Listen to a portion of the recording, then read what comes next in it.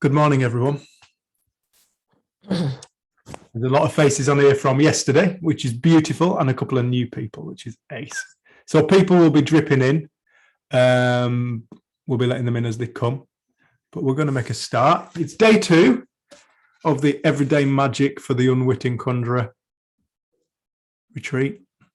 Hopefully by the end of this retreat, people will really understand what we mean by that statement, by the title. Today's slightly different to yesterday. I'm hoping people have got the itinerary. But if not, basically how it's going to go is from 10 a.m. to 11:15. We're doing a talk, then a break from 11:15 to 11:30, then 11:30 to 1 p.m. Bit of a change from yesterday. We've got questions, observations, and reflections. Then we've got 2 hours for lunch from 1 to 3. And then from 3 p.m. to 4:30, Jen and I are doing a talk on the oneness of life, which I think is so important for people to start to get a sense of. Then from 4:30 to 5 p.m, we've got a break. So it's half an hour break from 4:30. It's a bit of a later finish today because we've got guest speaker Christine Heath, and Christine's in America, so we're having she's in Hawaii, is she? So yeah. We're having to kind of juggle time zones with this one. So I think it's 7 a.m. her time.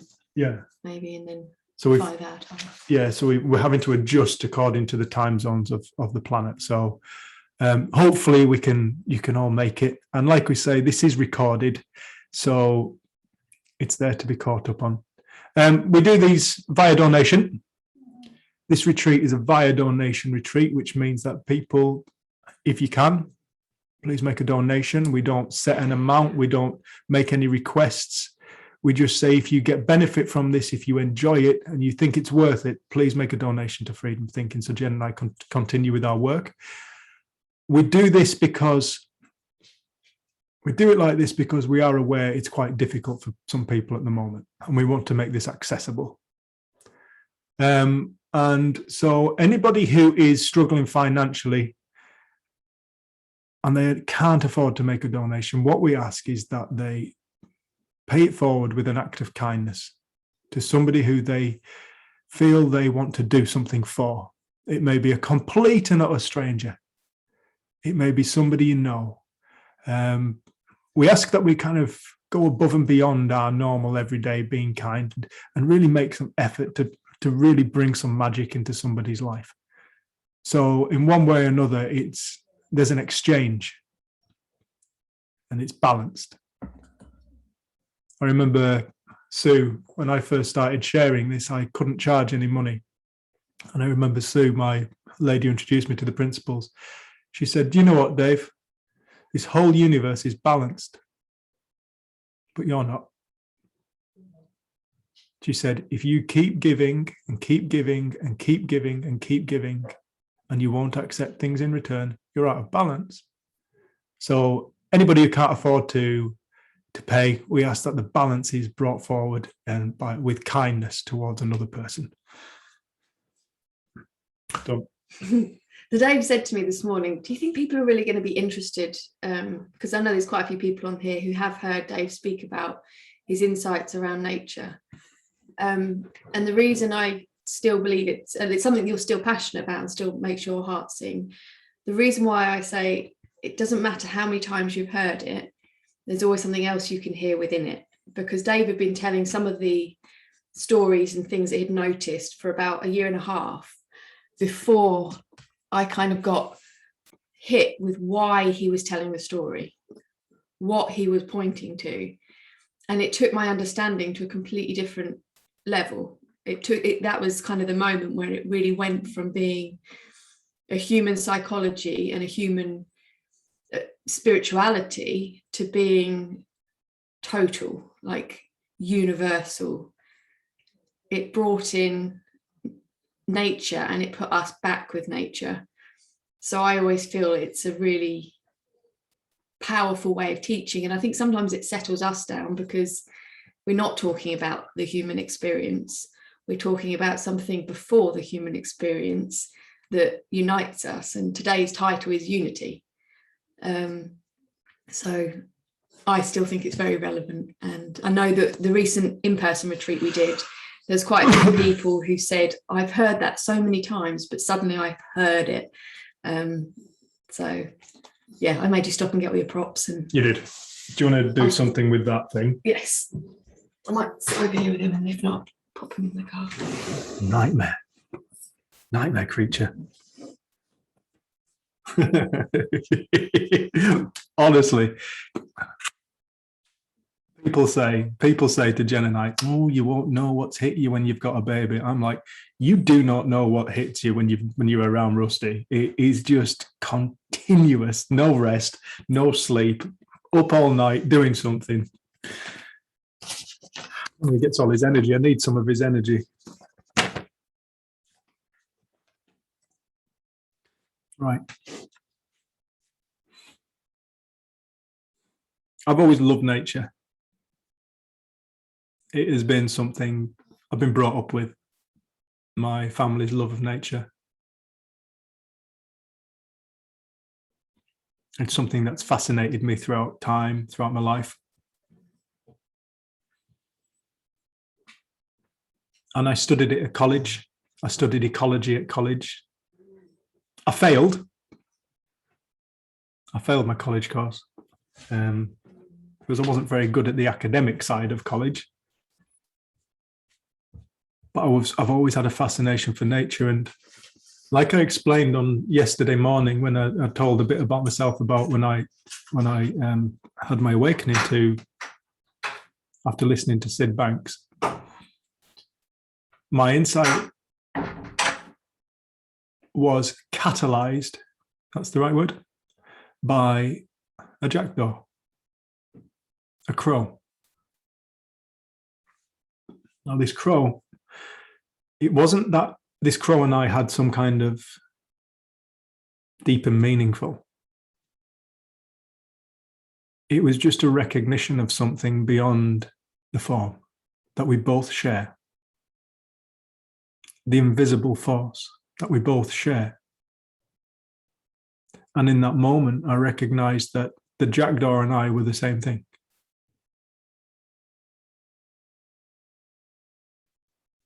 I understood what Sid meant by universal principles. We tend to think of universal as human, applies to all human. I want to take the principles and I want to propose something. I want to propose that the principles are bigger and greater than that. And so, a little bit about me. I was a tree surgeon for 17 years. I went to prison after failing my college course, thought my life was over. So I failed my college course of 4 years. Then 6 months later, I was in prison, thought my life was over. And I met a fantastic man. As life seems to turn out, I decided I wanted to become a tree surgeon. And within a few days, I met a lady who said, my brother-in-law is a tree surgeon and he's looking for somebody. I'll give him a shout. There you go. I started from the bottom as an absolute numpty, and I learnt the ropes, so to speak. And I did that for 17 years. I did tree surgery for 17 years. So anybody who isn't familiar with what tree surgery is, I made big trees smaller, rope and harness. Sometimes I took them down. I got into forestry, so I was felling and thinning, and I no longer do that. And I no longer do it because it doesn't make sense for me to do that anymore. I don't want to do that anymore. I don't want to bring suffering to other beings, other organisms. And I've got no judgment for my amazing mates who still do that work. But for me, it's not for me. I just want to share with you some insights and things that I've had around trees that I hope that if people will consider them, or perhaps at lunchtime go for a walk and look up, they'll see something that perhaps they haven't seen before.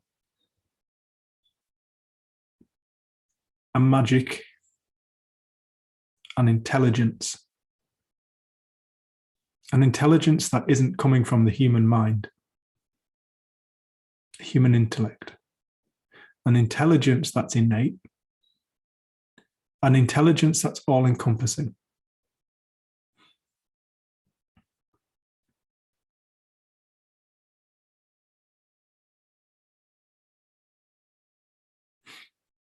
I think human beings can learn an awful lot from trees. In the West, we've grown up with a very limited view of Darwin's theory of evolution. And we have been brought up on, it's all about survival of the fittest.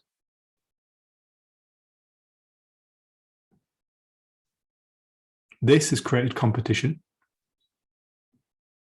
It has meant that people will literally use other people to get one over, to get one up, to get a leg up.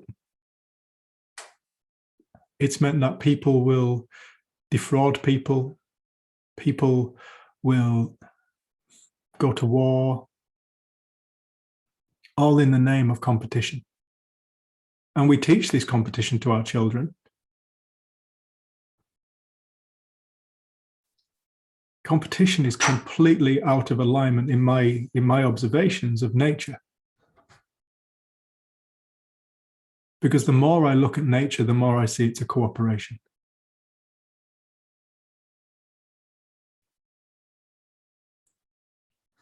If you ever notice a woodland that's been unmanaged, there's still the odd one dotted around, you may notice that if you look carefully, the trees, depending on species, I mean, some species, they will grow taller than other trees because that's in their genetics.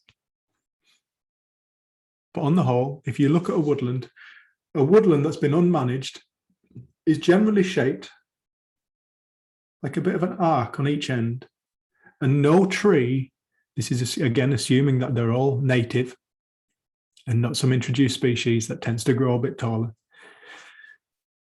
They're shaped in an arc if you look at them from the side on. Now, this is a very specific cooperative thing, and it is for a very specific reason. It's to protect one another. So your outer trees don't grow as tall as the inner trees.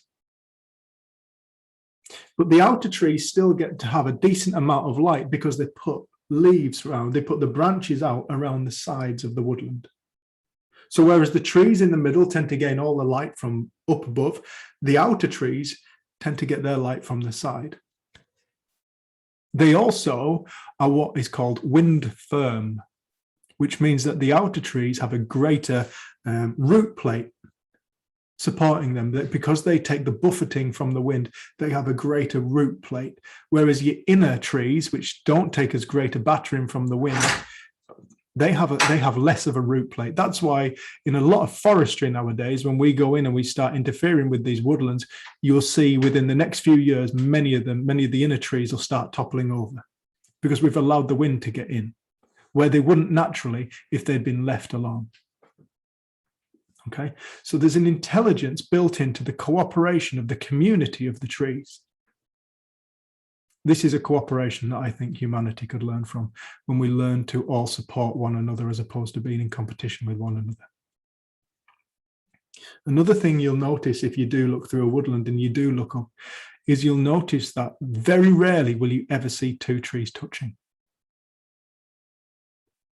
They come close, sometimes within a couple of centimeters, but you'll notice that the trees grow around one another without touching one another. They are aware of each other's shape and they are aware of where each other are in the woodland.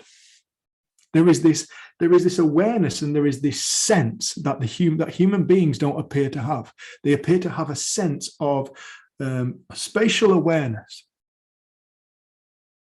So they will only grow to a certain distance within one another. Very, very rarely, occasionally it does happen, but very, very rarely do you see two trees that touch, cross.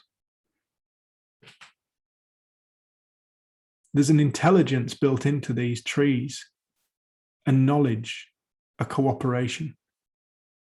You see, when two trees start to rub one another and touch one another, it opens up the wound. It opens a wound like our skin being opened up. And what happens when we open up our skin? It leaves us open to infection. It's exactly the same for trees. So it's not in their interest to grow and rub alongside one another. It's in their interest to each have their own space in the whole and cooperate together. There's an intelligence built into what many people just regard to be trees, woody plants. And I remember it was one day, I was working in Kendal. I was working with my mate Al, and we were called out to do one of the worst jobs I've ever had to do in my life. And I have been around some thorny trees. We were called out to take the top out of a holly tree that had a rose growing through it. Now, this rose was well established. It was like that at the base. It was a big old rose. Most people, I'm sure, are familiar with roses. They're like Fort Knox. Well, this tree was barbaric. And I had to climb through it all. I had to get to the top, and I had to take the top out. I had to reduce it. I have to admit, it didn't look pretty at the end. I could almost say the tree won, but it didn't. But it put up a hell of a fight. And it was when I got out of the tree and I was pulling the thorns out of myself that I'd covered in these rose hooks. I'd had a terrible time. I was just pulling these thorns out of my hand and out of my arm, when for some reason my mind started to ask me a question, or a series of questions.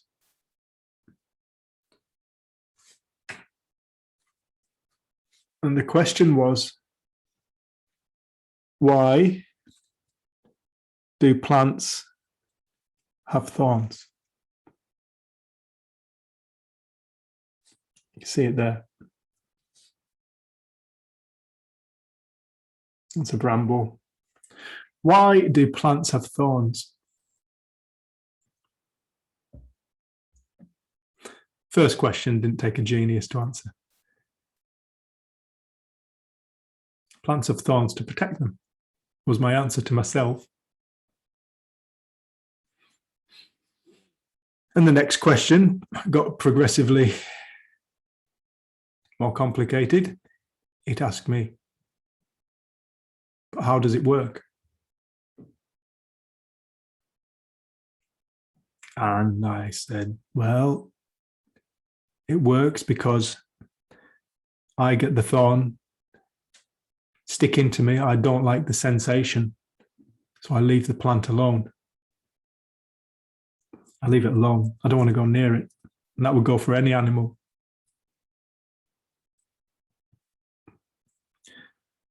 I was quite happy with myself so far.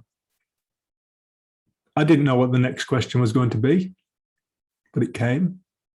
And the next question was, but how does it work? So I stopped for a moment and I had to think, and I thought back to my school days. I thought back to my biology. And I remembered something about a nervous system connected to a brain. And my answer to this question was, well, I and animals have a nervous system within our bodies that is connected to a brain, and our consciousness is aware of the nervous system and its feelings and its sensations. And so I suppose that when the thorn enters my skin, the nervous system sends a message to my brain, and it realizes that there is something that's causing it suffering, and so it removes itself from the plant. I was pretty chuffed with this answer. And it was the next question that threw me. The next question was, but how does a plant of the plant kingdom understand the nervous system of the animal kingdom? How does a plant of the plant kingdom understand the nervous system of the animal kingdom? Given that the plant doesn't have a brain and a nervous system like the animals do, like we do. It's not even modeling itself on itself. But without a nervous system, these thorns are totally pointless, excuse the pun, useless. The thorn only works because of the nervous system of an animal. It's the only way the protection works is through the sensation experienced by the animal kingdom. But plants don't have this brain nervous system like the animal kingdom do.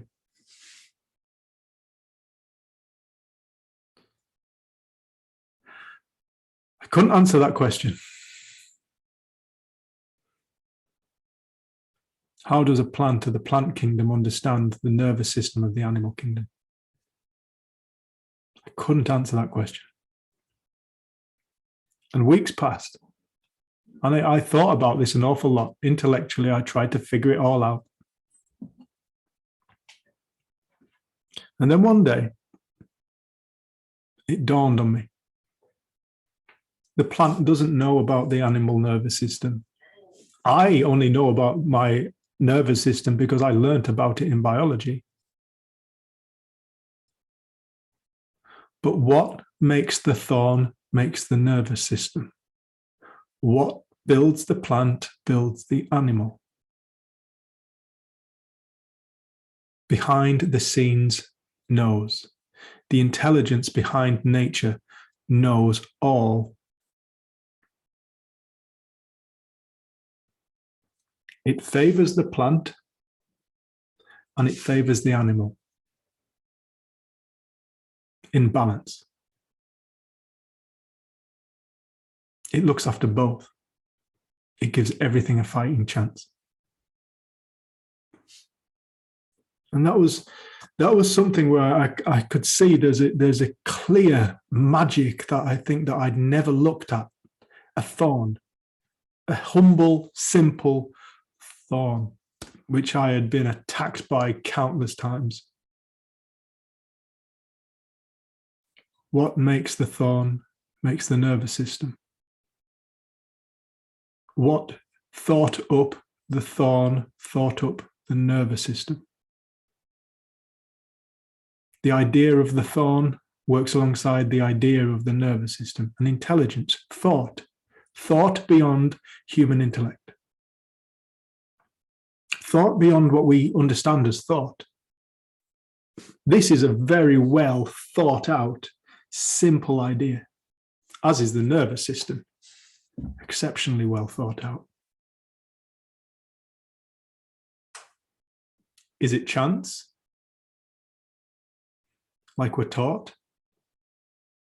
Is it all random? Like it's suggested to us at school? Or is it beautifully orchestrated?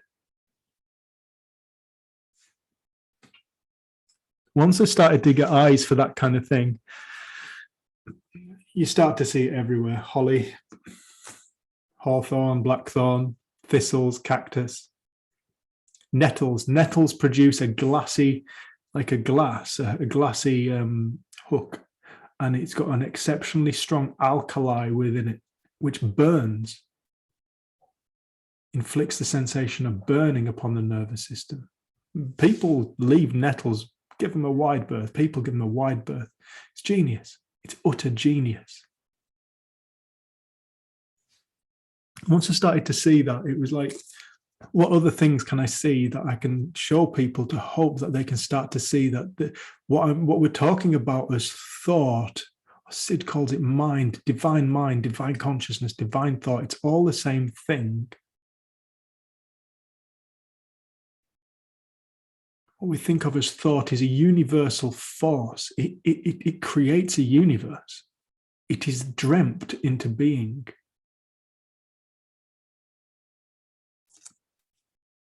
It's like berries. This is a bit of ivy. And inside the ivy berry, I don't know if you can see that, I've just squeezed it, is a seed. Just there, look, I just squeezed it.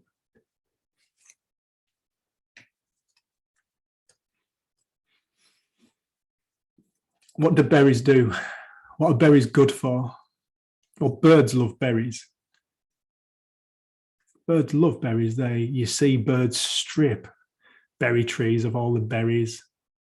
You got your hawthorn, your rowan, all these berries, you know, the brightly coloured. Notice me, notice me, notice me, please notice me.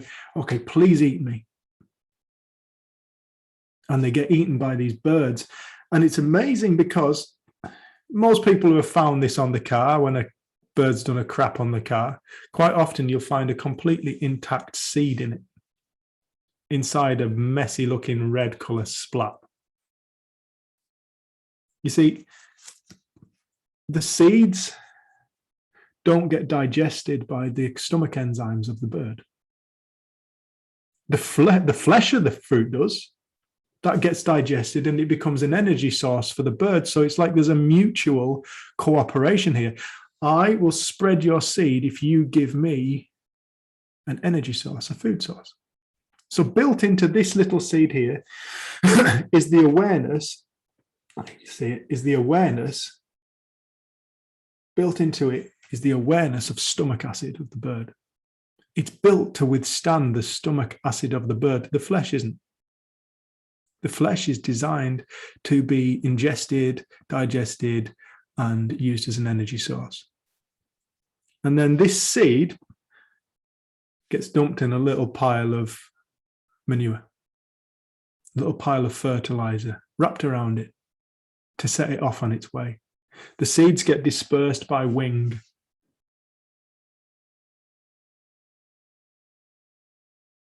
Again, a cooperative, intelligent thing, thought out. Is it by mistake? Is it chance? Is it fluke? Or is it beautifully orchestrated? I remember being up a tree when I was a tree surgeon, and I'd run out of petrol in my chainsaw, so I lowered it down. And my friend Amy was on the floor and she filled up my chainsaw. And as I was waiting, I just flicked my visor up. I'd be 40 foot up this tree, just sitting, waiting. And I suddenly realized I was surrounded by what I thought were dragonflies. It was a windy day, and I was on the shores of Windermere Lake. And there were thousands of them. And they were glistening in the sun. And I was like, Ames, look up. And she looked up and she was like, whoa, what? And we realized they were maple keys, you know, like the helicopters you find when you're walking around the woodland of sycamore and maple. You find these keys, and we call them helicopters in school when we were kids, and we'd throw them and see who could spin the best. That's it. They spin round and round and round. I remember being up this tree and wondering to myself, how does a tree understand aerodynamics? These keys were being blown from a tree next to the lake, and as the wind dropped, they fell down, and as the wind picked up, they sped up and they flew upwards, and they flew off over the woodland across the road, so I couldn't see them anymore. It was beautifully simple and so amazing, so amazingly effective. Thousands of these keys. I've never seen anything like it, all released at once in one gust, all released at once. It was beautiful. And every single one of them did the same thing. As the wind dropped, they fell to the ground, it picked back up, they went back up, and off they went. How does a tree understand aerodynamics? Is it chance? Is it fluke? Is it random? Or is it beautifully orchestrated?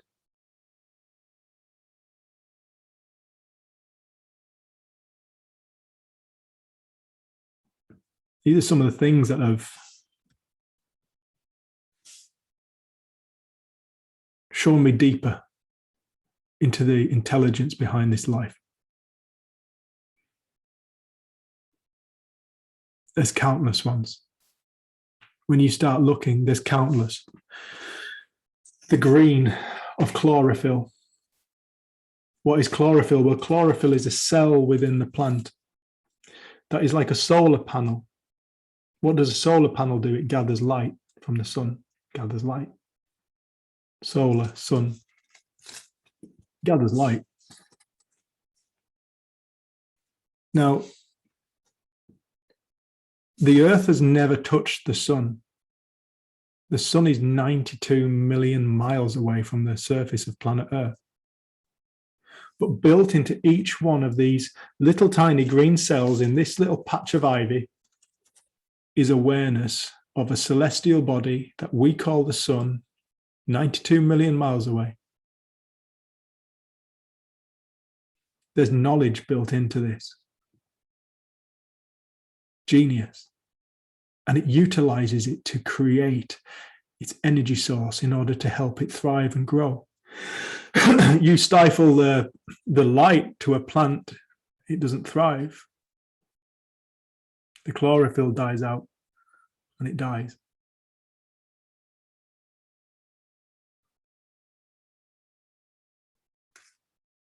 Is it chance that the cells use sunlight in order to help generate a plant? Is it random? Or is it beautifully orchestrated? I just want to share my screen. I might have to call in my IT person. Right. Here we go. Share.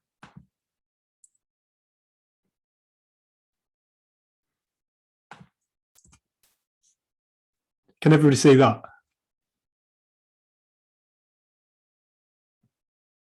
Can everybody see it?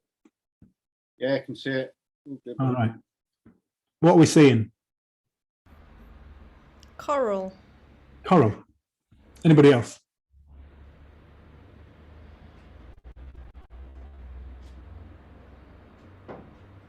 It's a virus. A virus. All right. Keep going.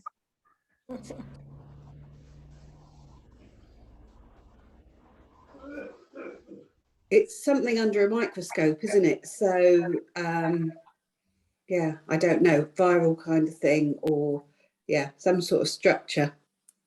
Part of a plant, isn't it? Part of a plant. If I show you this picture, does that help? I don't have to get this thing off.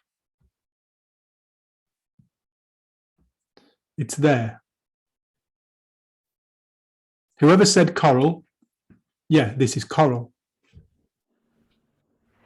This is all coral. But there's something in the coral that blends in so beautifully. It's so beautifully camouflaged, we've only just discovered this. And it's called the Pygmy Seahorse. It's a tiny little seahorse. If you look carefully, there's its eye. It's facing away from us. There's its snout and round its belly and its little tails here. And it's clinging on like a. Dave, can you open the photo again? Because I don't think it's sharing very Is that well. not? Is it not? Okay, love. Sharing a little. I'm just seeing a little corner of it. Okay, right. How does this work, love?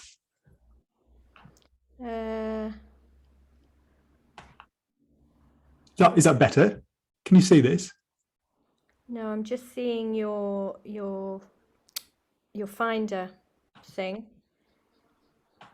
I think what you need to do is open the photo, stop your screen share. Yep. And then go back Shut to the screen slideshow. and choose. Just one at a time. Say that again, sir. Shut the main screen once you've opened the photo, and then it'll just show the photo, because at the minute it's showing a bit of both, I think. I think if you open the photo and then you go back to the screen share, and then from the options of your screen share, you choose the photo rather than Yeah, choosing the that's time it. code. Yeah, All right, look, cool. Thank you both. Right. because it's showing a bit of both at the minute for me. I don't know about anyone else, but Is that better? yeah, Yes. that's it. Oh, It's because Brilliant. you chose to share this all right. Okay. rather than well the done. whole screen. So, if I pop that there, can everybody see this little pygmy seahorse? Yeah. Yeah, So here's the coral, Mm-hmm. all its little polyps, and there's its eye, and there's its nose. Jen, can you come back? I need you to just do this one now. It will work now Will it? because I've shared the whole screen. So can you see that one? Mm-hmm. Again, Yeah. there's the little pygmy seahorse. Yeah. Oh, it's so Okay. cute. There's its tail, there's its eye, there's its tail, Mm. there's its little fin just there, and Mm. there's its little snout. Pygmy seahorse. I mean, when you look at that, is it random that it appears to look like coral? Is it chance? Is it fluke? It's camouflaged in kind of thing. Yeah. Or is it beautifully orchestrated? Mm. Is it genius? I'm going to close those two down. Mm. Beautiful, isn't it? Yeah, it's Yeah. fantastic. What's this? Snake. Snake? Anybody else? No, it's not. It's not. Fly or something. If you know, mother, don't say it. Don't. It's not. It's I'm not sure what it is, but it gives the illusion it's a snake, but it's not. Okay. The bug, some kind of bug. All right, we're heading in the right direction. Butterfly. Oh, very close. Frog. No, you're close to a butterfly. Moth. Is it a moth? Oh my god. It's a caterpillar. Wow. Oh. Yeah, it's mimicking a viper, Yeah, yes. and they live in Costa Rica. And in Costa Rica, the viper is probably one of the most respected beings of the. I'm just going to mute a couple of people. It's just one of the most respected beings in the wood, in the forest. And this caterpillar is built to mimic a viper. Okay, what it actually does is, now it's inflated. When it feels threatened, what it does is it inflates itself and it puffs itself up and it starts to look like a snake. And eventually it looks like this. And if you look carefully, here are its feet. So this is actually the underside of the caterpillar. And that is the head.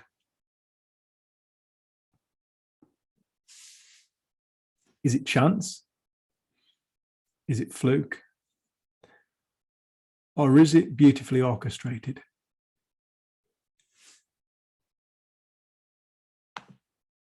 Couple more. What's that? Maybe a bit more obvious.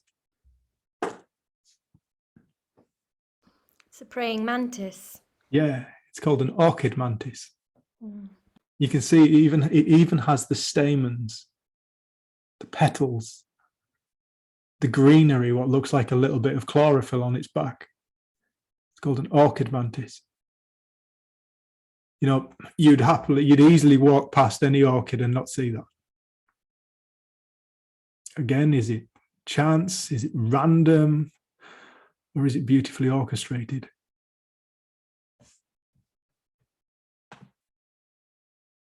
Last one.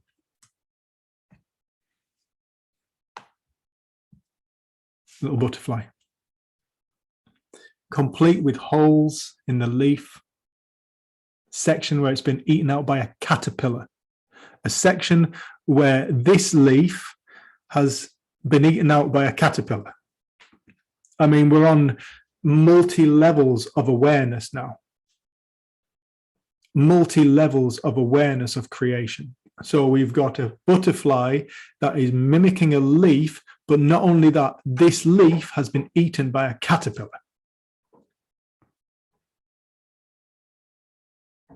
Multi-levels of awareness. Is it random? Is it chance? So it's showing it's been, excuse me, it's showing it's been threatened or it's been damaged to, I guess, to show that others to leave it alone. Yeah, so it's camouflage. So it Yeah. will just, it'll sit around on dead leaf litter and you wouldn't see it, so you wouldn't think to eat it. And it's even gone to the effort. The intention of its design has even gone to the effort of making it look like it's been eaten by a caterpillar. Is it random? Is this life random? There's few examples. I mean, look online and you'll see there are countless examples of this magic that exists behind nature.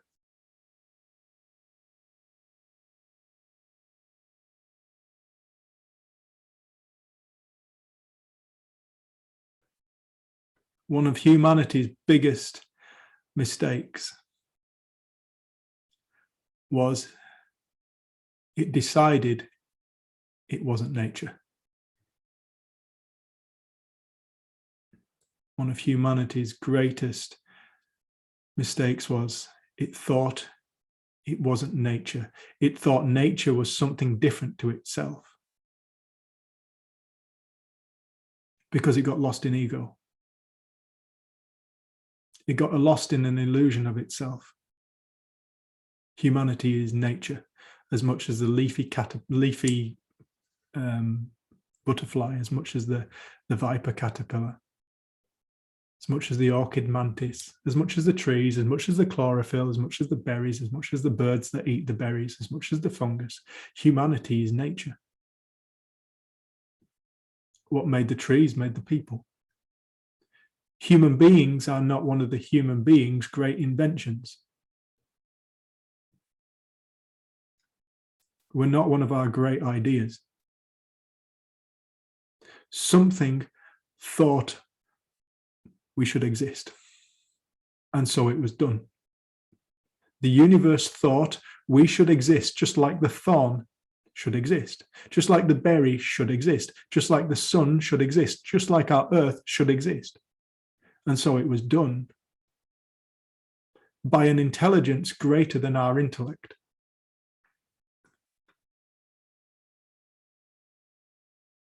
Something thought humanity, and it was the same thing that thought up the thorn.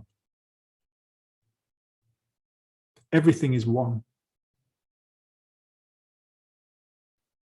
Everything comes from and is the same source.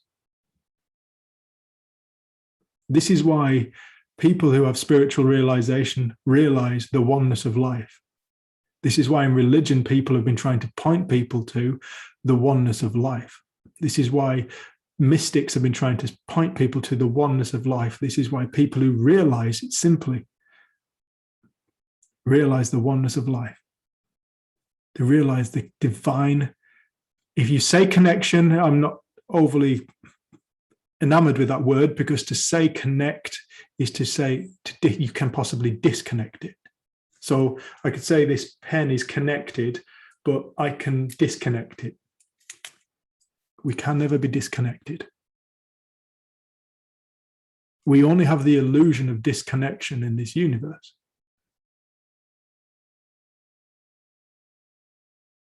Everything is connected. That's why it all works. That's why when you look at the natural world, it isn't some random order of things.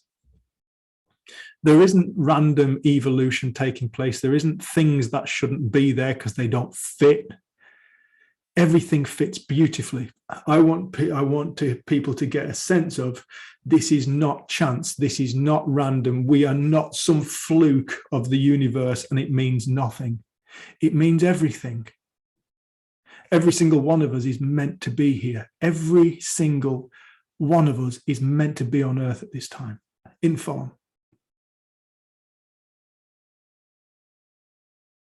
We're all meant to be here. We have to be here. We're supposed to be here, so we are. We're all the same thing, which means there is no hierarchy in the same. There is no hierarchy in the number one. There is no greater thing than the number one, singular, because one makes up everything. One from one, you can get every single number to infinity.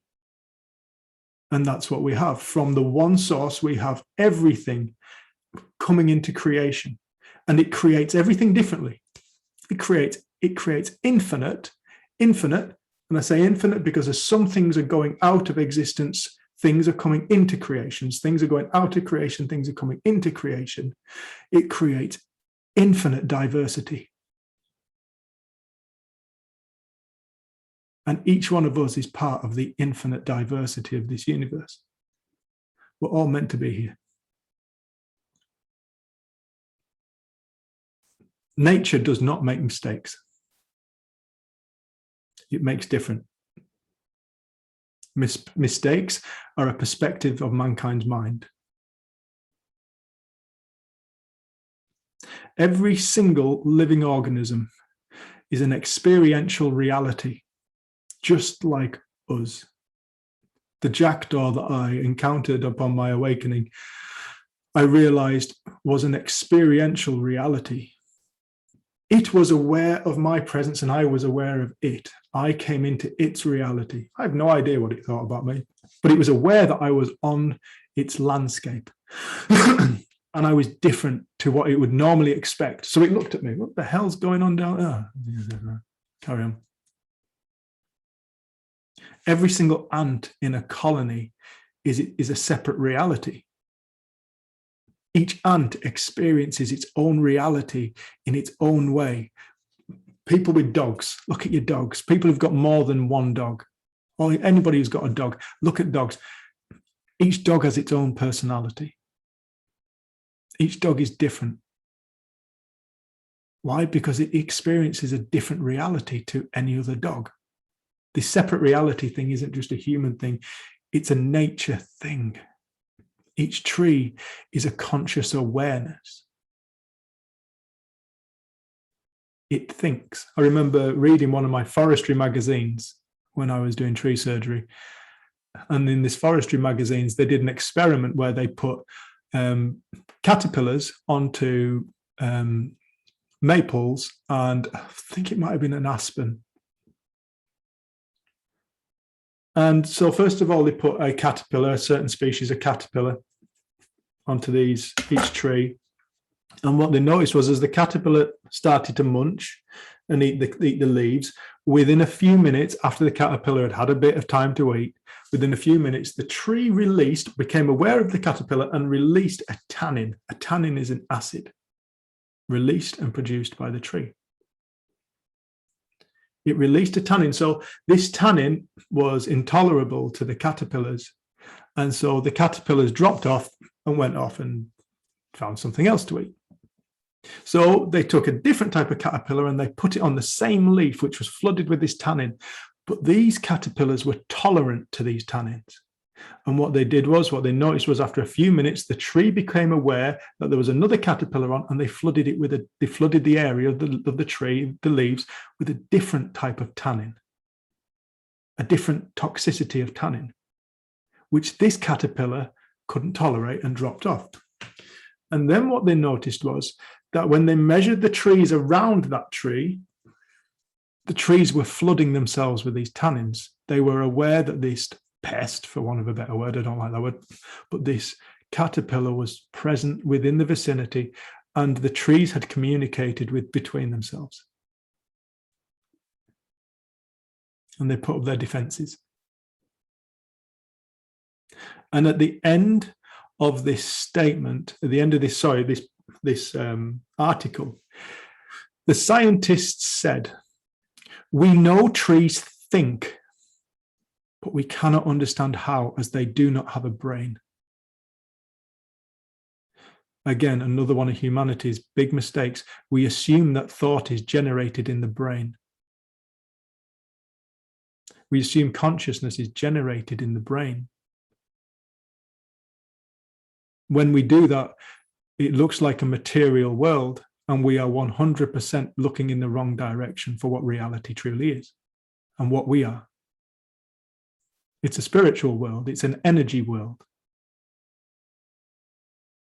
It's energy taking form. And so when we start to realize that thought is not a product of the brain, but it is something that the brain utilizes, it's that you start to understand how things without brains can think, because it's not a product of the brain. It is the omnipresence of intelligence that underpins nature.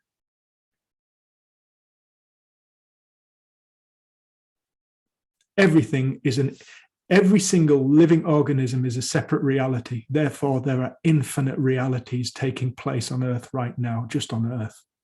Infinite realities. And we tend to think there's just one reality. No, there's infinite realities.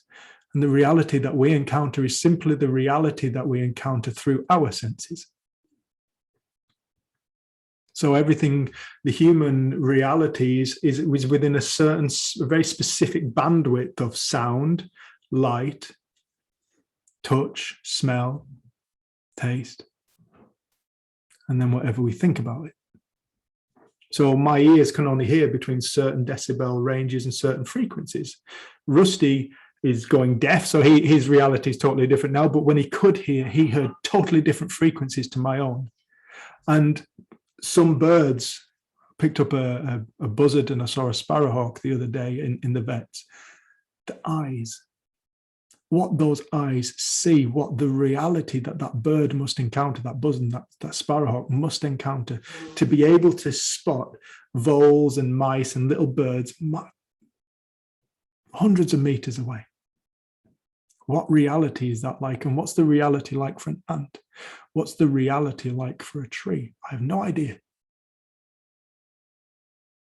One of the sentences that came into my mind that stopped me from wanting to hurt trees anymore was when I realized, this helped me realize that they are conscious, experiential beings just like me. Living a tree experience, which I will never be able to comprehend, but they are experiential beings. Sentence came into my mind: consciousness equals awareness, which equals experience, which equals reality. Consciousness, another word for consciousness is awareness. Another word for awareness is experience. Another word for experience is reality.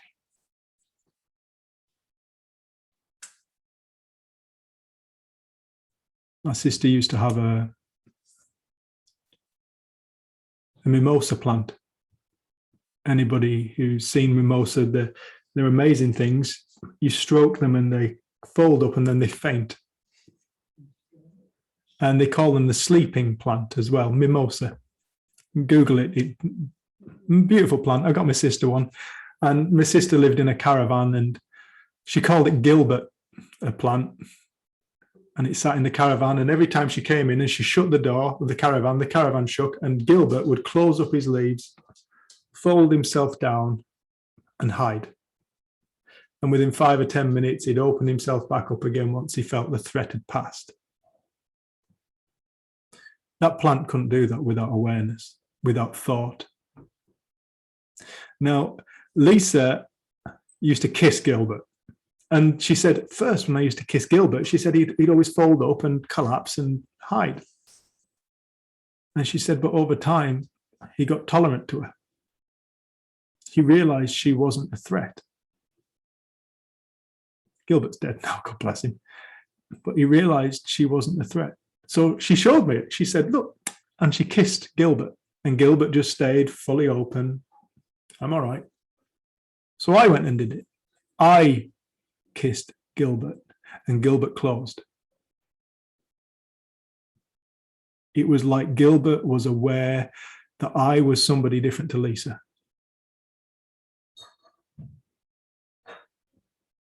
I say this and I talk about this and I'm passionate about this because Humanity treats this earth like it is its own commodity, and our separation, our belief in our separation from nature has allowed us to destroy without any sense of what we're doing, what we've done. You see, when people wake up and they realize that every single living organism is a separate reality, is an experiential, conscious, thinking being of divine intelligence, it becomes really difficult to separate yourself from them. You can't help but integrate yourself, and you really start to understand what this oneness is. When we look out, we see form, we see different, which gives the impression of duality.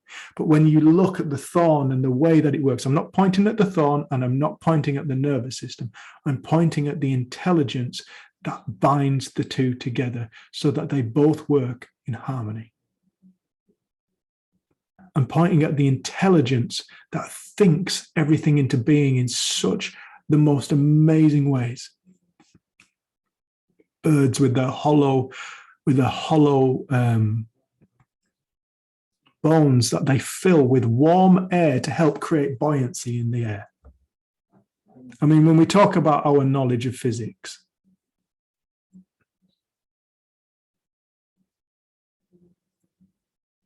I talk about this because when we talk about thought, we tend to think of intellect. When I'm talking about thought, I'm talking about a universal force of such magnitude we cannot get our head around it. Our thoughts are it in action. Our thoughts are it in action. We're all it in action. All thought comes from the intelligence of the universe. All consciousness is the intelligence of the universe. Sid called it mind. Mind thinks. Mind is aware. Religion calls it God. Physics calls it the quantum field. It's real. In fact, it's the only thing that is truly real. It's not to say we're not real, but what we tend to do is we create illusions about what everything is. Everything is an illusion of it. Our separation, distance, time is all an illusion of this great, infinite, formless intelligence that allows nature to grow and thrive and evolve. Evolution is not chance. Evolution is beautifully orchestrated. When an organism comes up and gets a new challenge,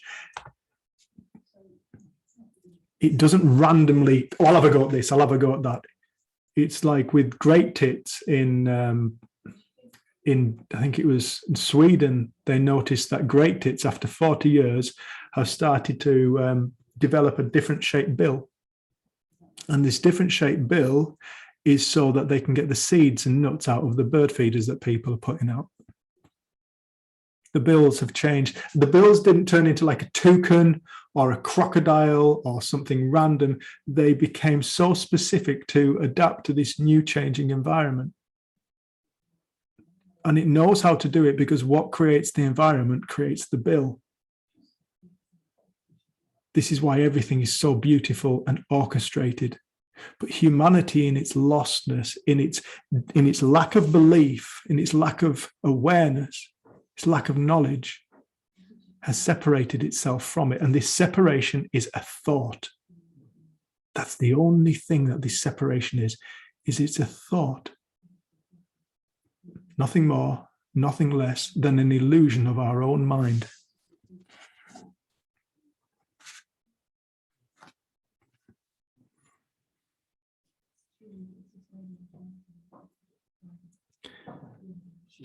Last thing. My mum and dad are on screen now. Jenny and my sister and I, we went to Cairn Holy. Cairn Holy is in Galloway. Galloway, bottom of Scotland. And Cairn Holy is a burial chamber. And the first time I ever went there, I met this American man called Joseph.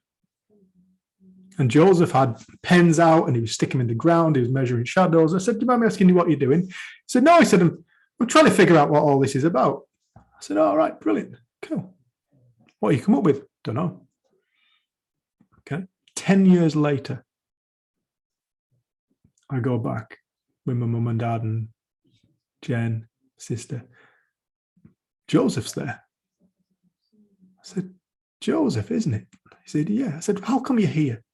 He said, well, he said, I came over to Scotland to find my roots. He said, and I saw this sign for Ken Holy. He said, so I thought, I wonder what that is. I drove up. This was years ago. He said, I drove up here. He said, I stood here. He said, and I had a great experience. I said, what was your experience like? He said, I can't tell you. I couldn't tell you. He said, but I am so fascinated now by Ken Holy. He said, so I'm trying to figure it out. And I always remember,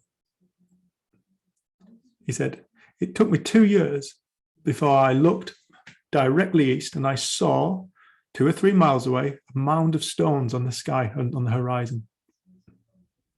He said, so I walked over there and he said, I realized this is where the sun rises from Ken Holy. He said, so I turned around and I looked west and he said, oh, there was another pile of stones 2 or 3 miles away. He said, it took me 2 years to see that. And Mum said to him, she said, what have you learned about it? Oh, no, she said, how long has it been here? I say this because Joseph, to me, was one of the greatest scientists I've ever met. Just a normal bloke. As normal as somebody can be who visits the same place every single day for years and years and years, trying to figure it all out. Beautiful man. And Joseph said, well, I know it was here 10 years ago, he said, because I saw it. And he said, I saw a photograph of it during the Second World War. He said, so I'm pretty sure that it was here during the Second World War. He said, but other than that, I don't know. And Mum said, well, what do you see in it? And he said, may I ask you a question? He said, what do you see? And then he said one of the most beautiful things. He said, if you look at something long enough, it will teach you something.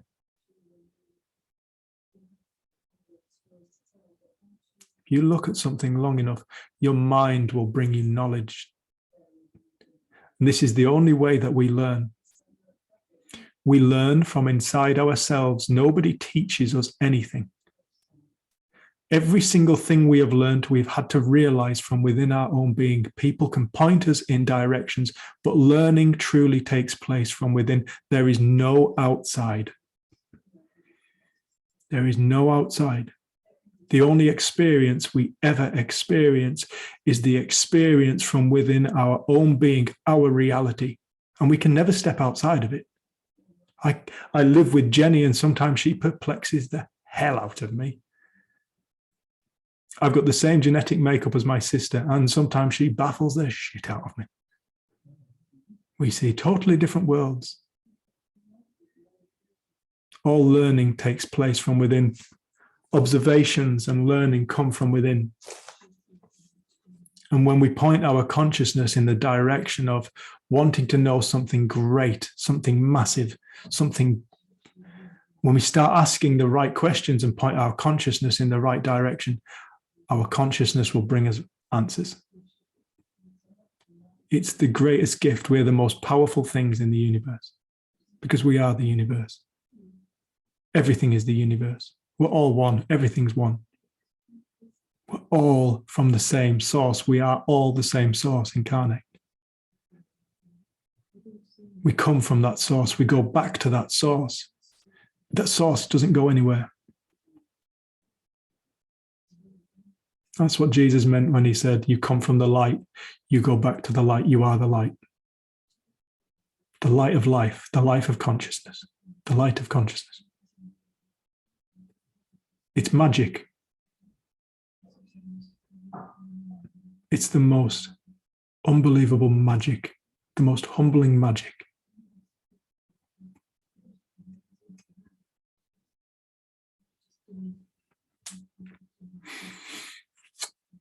We'll call it a day for that.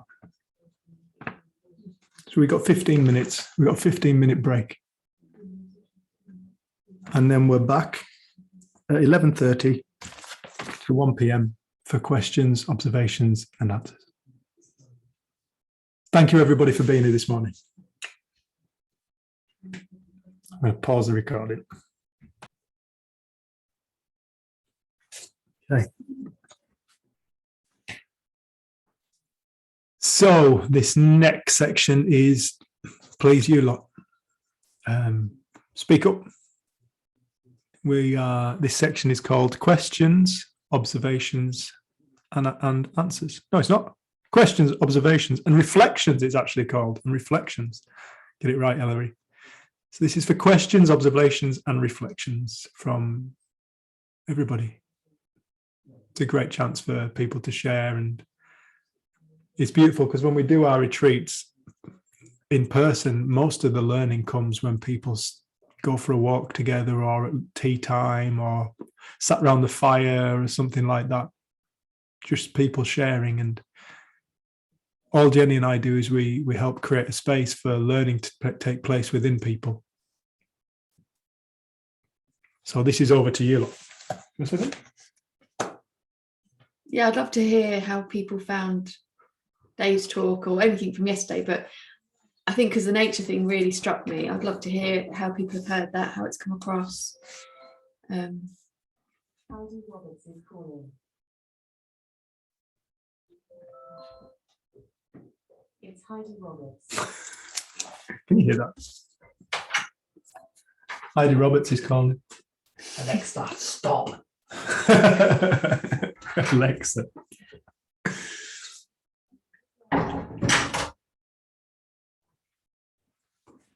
Sorry about that.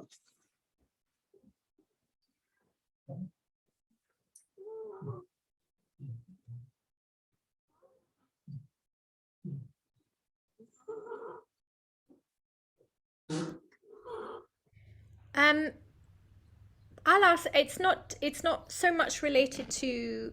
Is it okay if I go? Yeah, say, go for it. I was hanging back to see if anyone wanted to talk about the nature thing because, I mean, that resonated so powerfully for me, and I have my own very profound experiences. I'm also an ocean person, but I'm a free diver. So you mentioned, I think, your friend Chris, I think he's a technical diver. Yeah.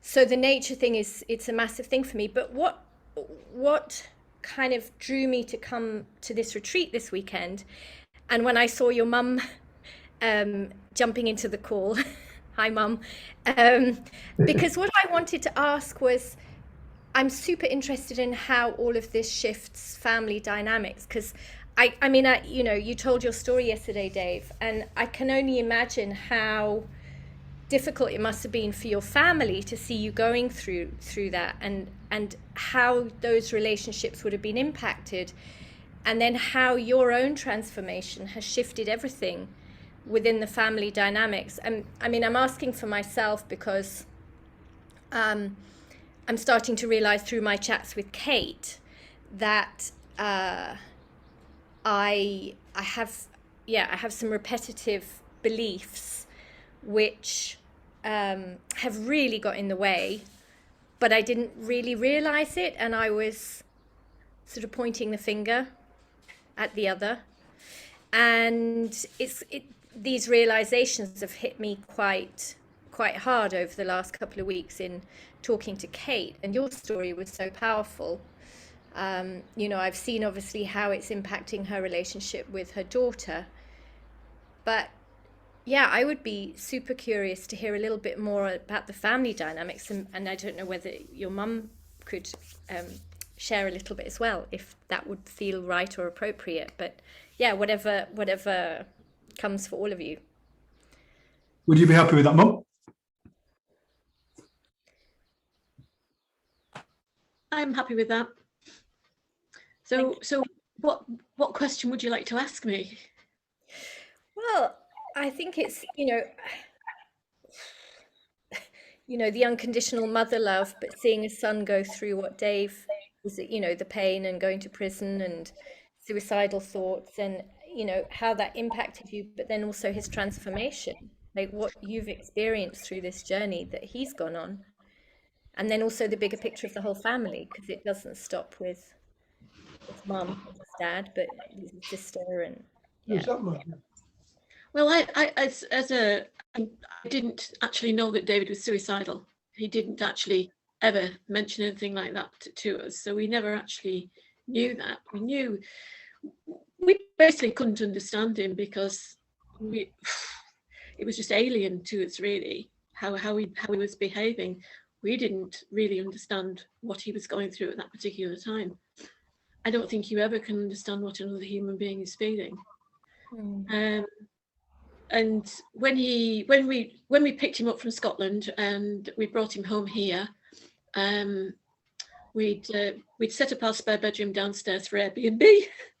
Anyway, he got Dave, and he stayed there sort of ever since. And as a family, these things happen gradually. They don't happen immediately. You know, you don't get. Well, we didn't. I didn't get the understanding very quickly. It just sort of grew and grew and grew. And first of all, of course, we thought David had joined a cult, which is what everybody thinks. It comes up again and again and again. Oh yes, he's joined a cult, and he changed 150 degrees, if you can change 150 degrees. And it was just, John says 180 degrees. I mean, we've always been really quite close as a family. You know, we've always done a lot together, and we've always been interested in what each other's doing. And we have an extended family as well. We have Ewan and we have Rachel in our extended family too. So Rachel being my ex-wife, yes, and Ewan being my brother-in-law, my sister's husband. Yeah, we all lived together for years and years, since the kids were 17. So we always had that grounding. But basically, when Dave was going through his turmoil, John was the one who kept the lid on everything. He was the one that kept in touch with everything, because Lisa and I were spinning off somewhere else, and John was the one who was always there. He always put the wheels back on. John is your husband? John's my husband, yeah. This one. He was the one that sort of brought everything in and kept everything on a sort of calm level, especially with Dave. And then just we all gradually understood where our thinking was coming from, and one of the biggest things is we don't believe we have to make each other happy anymore, because when you're happy yourself, you're just happy to be with the other person. They don't annoy you, they don't get on your nerves. If you're happy within yourself, nobody can annoy you, and that's been a really good learning curve for us. Yeah, it's been a road, but you've just got to face whatever happens in life and get up in the morning and carry on with it and find the good in the day, and it always turns out all right in the end. Yeah. Anymore, really. Any more questions? No, thank you. I mean, it this is what I'm hearing from Kate. It's like there's so much simplicity in it. It's like we overthink, and then I just hear you, and it's like, oh, okay, yeah. Well, overthinking is probably one of the worst things you can do. Yeah. Because I'll give you a typical example of that, because we all fall into this, even though we understand where our thinking comes from and what it is. Ewan was down in the Oundle in a rehabilitation unit, and John was going down to see him, and there'd been a severe weather forecast, and I didn't want him to go, and I got really, really paranoid about him going, and thinking he's going to die on the M1 motorway, he's going to do this, there's going to be terrible this, and then I got really caught up in this for 2 or 3 days, thinking, oh no, he can't go down, I should go with him, no I won't go with him, yes I will, no I won't, and I kept swinging backwards and forwards, and then in the end I didn't go, and I worried about him all the time down there, and it was absolutely fine, everything was okay. And then you sort of you catch yourself and say, of course it wasn't real, it never was real what I was thinking, it was never going to be that way. It was only my thought of it that made me live for 2 or 3 days in this sort of turmoil of should I, shouldn't I, will I, won't I, no I can't. And sort of you sort of catch yourself when you've fallen into these places, and you think about it. When you actually fall out of them, you think, of course it was my thinking.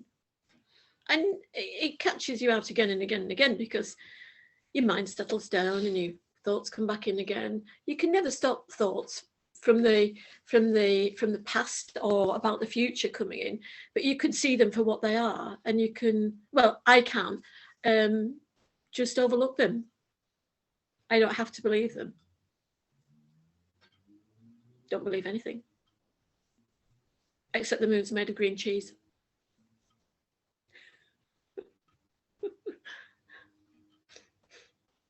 Thanks, Mum. Cheers. I think this is it. It's like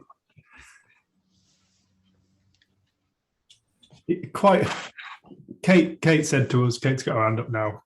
Kate spoke yesterday. We love Kate. But Kate basically said to us, to paraphrase, I need you to fix my daughter. And we're like, well, the moment somebody says that kind of thing to us, it's like, right, well, we need you to come to. Because that person's living in a misunderstanding themselves. My mother said, if you're happy, you can be around anything. And it's true. If you are in a space of happiness, there is no negativity. It's your experience of life, it's your reality. And people think that's a really selfish place to be. Oh, why do you deserve to be happy when they're not happy?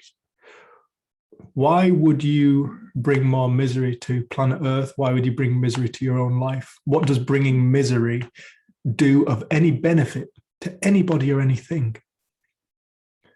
I remember we did some work in South Africa with some Jewish girls, and this one girl came to Jen and she said, I've got this suicidal friend. She'd been in section. Yeah.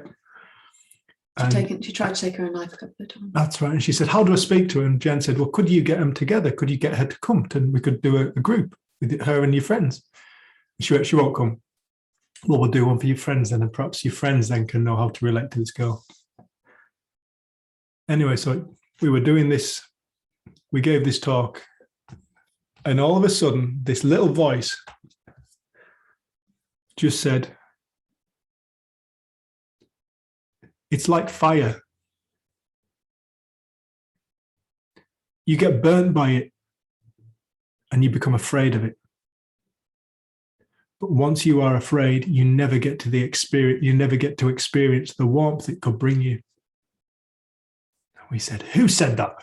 This little girl just went, me. She turned out to be one of the most profound human beings I have ever met. And that was the girl who was suicidal. That was the girl who had been sectioned. She came and we didn't know. And she changed on the spot. She came off medication, not on our advice, but she came off medication. Please, can I say that again? She said, it's like fire. She's talking about the mind. It's like fire. You get burnt by it and then you become afraid of it. But once you're afraid of it, you never get to experience the warmth it could bring you. She came off medication. She became one of the most profound human beings. In fact, we had her as a guest speaker at one of our online retreats. She was 17. This girl was 15 at the time. Beautiful speaker. She's online on one of our retreats. And I think it's the May 2020. Yeah. With Gordel Sefu as well. She's called Rachel Gilby. Beautiful, beautiful speaker. Such a gentle soul. But she suddenly found this mental health through a 2-hour session. It ended up being about 3 hours. Was it 3 hours? We kept saying, look, this is quite a lot. Do you guys want to have a break? Yeah. No, keep going. Keep going. Why were they talking about Rach? She went to school and she phoned us up one day and she says, I've just had the most interesting class. We're talking about worry. She said, everybody, including my teacher, said that if you really want to show somebody you care when somebody's worrying, well, you worry about them. And she Someone's struggling. Yeah. And she said, I was the only person who said, that's nonsense. She said, the whole class were questioning me why I think it's nonsense. And I was saying, but she said, if everybody becomes miserable, there is nobody to help somebody. She said, you can only help somebody if you are in a good state of mind. She said, if you've got two people who are not in good states of mind, they cannot help one another find sanity. And she said, my teacher was even questioning this. She said, I can see how deeply ingrained it is in society. Such a beautiful observation. There's something else that she said. I'm hoping it's going to come to me. I had it just a moment ago. Was it the Stockholm Syndrome? No, but that was beautiful, wasn't it? It'll come back to me. It's the nature of thought. It comes and it goes. Say the Stockholm Syndrome. Yeah, she sent us a thing, an article she'd written for school. And it was all about Stockholm Syndrome. Are people aware of the term Stockholm Syndrome and where it comes from? So Stockholm Syndrome comes from, there were people kidnapped in Stockholm. And they were held captive for possibly years. I don't know the true ins and outs of this. But what they discovered was that these captives fell in love with their captors. And so when it came to their trial of the captors saying, don't, leave them alone. They fell in love. They had compassion for their captors. And then Rach was writing about this. And at the end, this writing took a great big twist. She said, we all suffer from Stockholm Syndrome. Every single one of us. Every single one of us is in love with our captor. Our captor being our ego. What we defend, although it is not serving us. What we will fight for, although it is not serving us. She said, every single one of us is suffering from Stockholm Syndrome, but we don't know it. We're lost in our egos, defend our egos, go to war for our egos. Defend that creates suffering within our lives. Defend our beliefs even though they're not good for us. It's one of the most beautiful bits of writing. Why was I talking about Rach?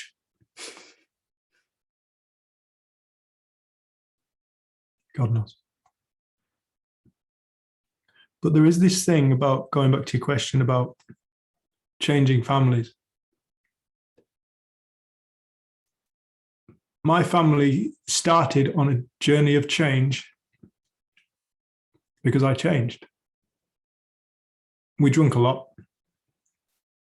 We weren't particularly nice to each other. When you were drunk. When we were sober as well. We were mental. But we loved each other. And if you say two people,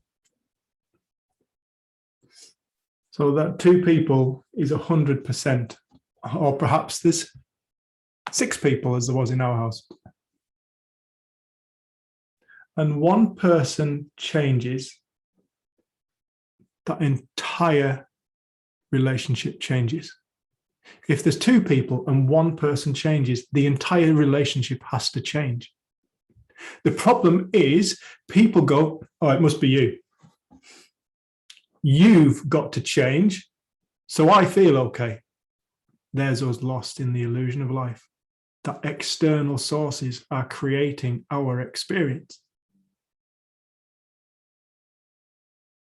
If people want to see change in the world, Mahatma Gandhi said it, be the change, become the change that you want to see in this world. It's the only way it works, because when you become it, you experience it and you see it. It's not that you are changing an external environment, you change the internal environment. The external environment is simply a reflection of the internal environment. Think about it, it's so logical. If everybody is in a warring state of mind, what will the planet face? It'll face absolute destruction.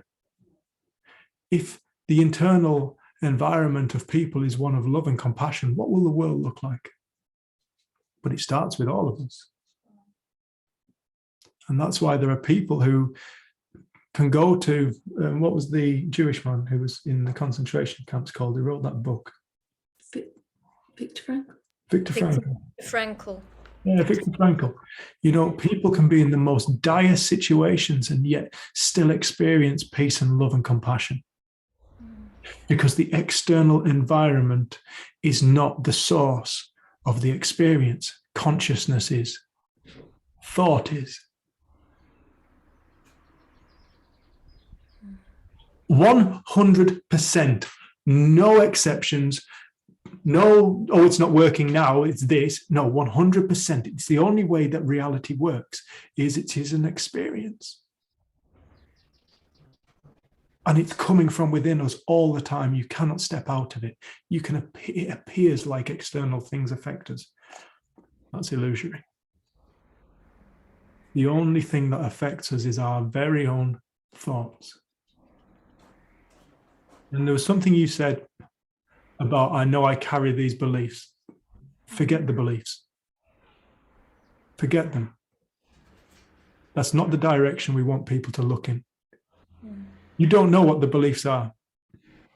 So you are going searching for something that you don't even know what you're looking for. Where do you start with that? Where do you start a searching for something that you don't even know what you're looking for? Ignore it.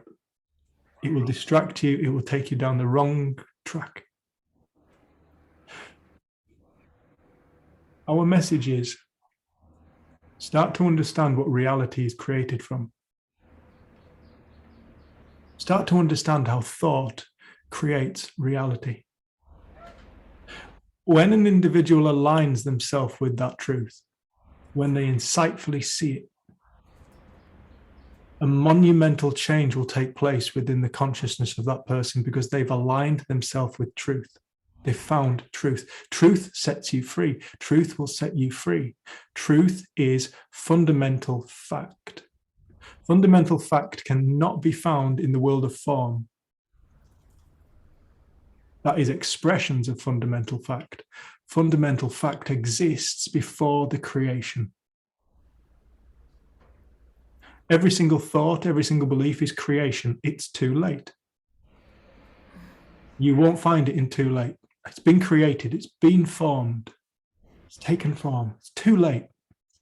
It's done. It's found in quiet.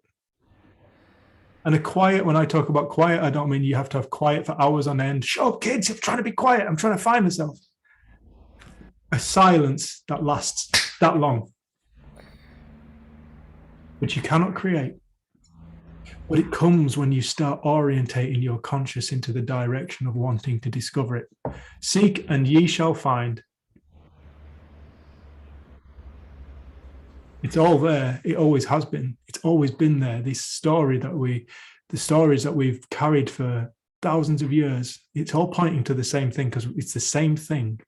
Thousands of years ago, it's the same thing as now. God only exists now. God isn't a future event. God isn't a thing from the past. God is the ever-present creative force that exists in the moment, and it's the only thing that truly exists. And God is just a word. It's a noise. Energy. Many people don't like the word God. Energy. The ever-present creative force is the only thing that exists, and it only exists now. It doesn't go anywhere. There's nowhere for it to go. It is all things. It's not found in content. It's not found in form. It's found when the mind opens up to a glimmer, And that's all we ever get to see, is a glimmer of the magnitude of a massive, tiny,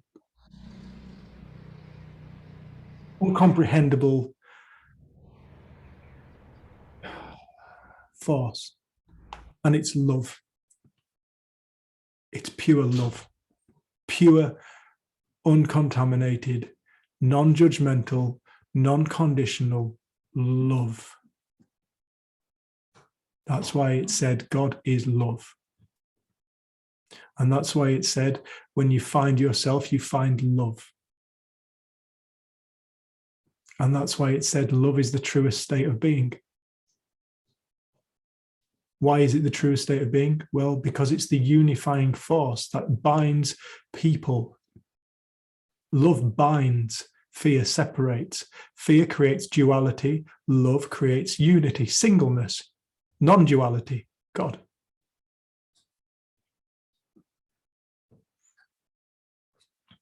It's all there. One of the beautiful things I discovered when I woke up was all the things that I've heard throughout my life suddenly start to make sense, and you realize it's all the same thing. But we go, oh, this has got to do with religion, that's got to do with science. No, science and religion are barking up the same tree. They just use different language, and both of them neither likes one another's language. Both barking up the same tree. One is the study of creator, and the other is the study of creation. It's exactly the same thing. Creator and creation are the same thing.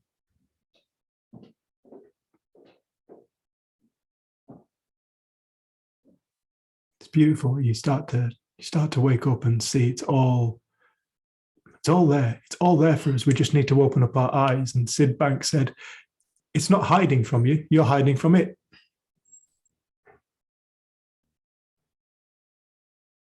One of the things that occurred to me recently about communication, it's speak from love to love. And it's so easy for Dave and I, when we work with people, especially like one-to-ones, and to be in that space. And especially when, you know, often we haven't met the person before they come in, and we get to listen without a story of who the person is on our mind. And when it comes to family, we have a story on our mind, and that's what we look through when we think we're seeing the person. And that's the thing that started to crumble for me, was I'm not seeing clearly. I'm seeing my beliefs, I'm seeing through. So I didn't have to examine the beliefs, I didn't have to know what it was, but I knew that I wasn't seeing other people clearly. And unless we're feeling connected and love for someone, we know that that's everything to do with us and nothing to do with them. And I think I learned that as a human being, we go in and out of that space with people. And I learned when was a good time to have a conversation and when wasn't. I could see that my feeling state was a good gauge of what my mind was doing. I could see if I was getting defensive or reactive. And it's like I took responsibility for my own experience. And I understood that I'd always tried to take responsibility for everyone else's experience and make sure that their experience was nice and keep the peace and all those things. And suddenly, like when that fell off my mind as a job I had to do, and that people could take care of themselves, then I was clearer-minded when I was with them. That the weight of responsibility I held throughout my childhood and into my early 20s was that I need to make sure that everyone gets on. I need to make sure that it's peaceful. I need to make sure that these people don't fall out. And I had developed that role. I didn't even know it. And then coming across the principles, it was like a massive unraveling of just thought that didn't look like thought. It looked like the truth. So I never questioned it. And I think that's the beautiful thing. Like Dave was saying, we often want to go looking for what it is that's in the way or what needs to change. But it is when we fall back into who we are, that stuff clears itself. The realignment is what does the work, not trying to figure it out with more thought. And it does sometimes seem too simple, but you see it again and again and again. And I think that's probably what, you know, Kate's probably told you her story, and we've had Kate speak before. And also we have on our YouTube channel, Kate's Reflections, where she does speak a bit more detail about some of the transformations that she's experienced. But she realized that nothing changed immediately with Georgia, her daughter, but her mind changed, so everything looked different. And I think we wait for everything outside to look different so that we can start interacting with it differently. And we've got it the wrong way around. And I think that's what this understanding sort of does. It clears up our mind.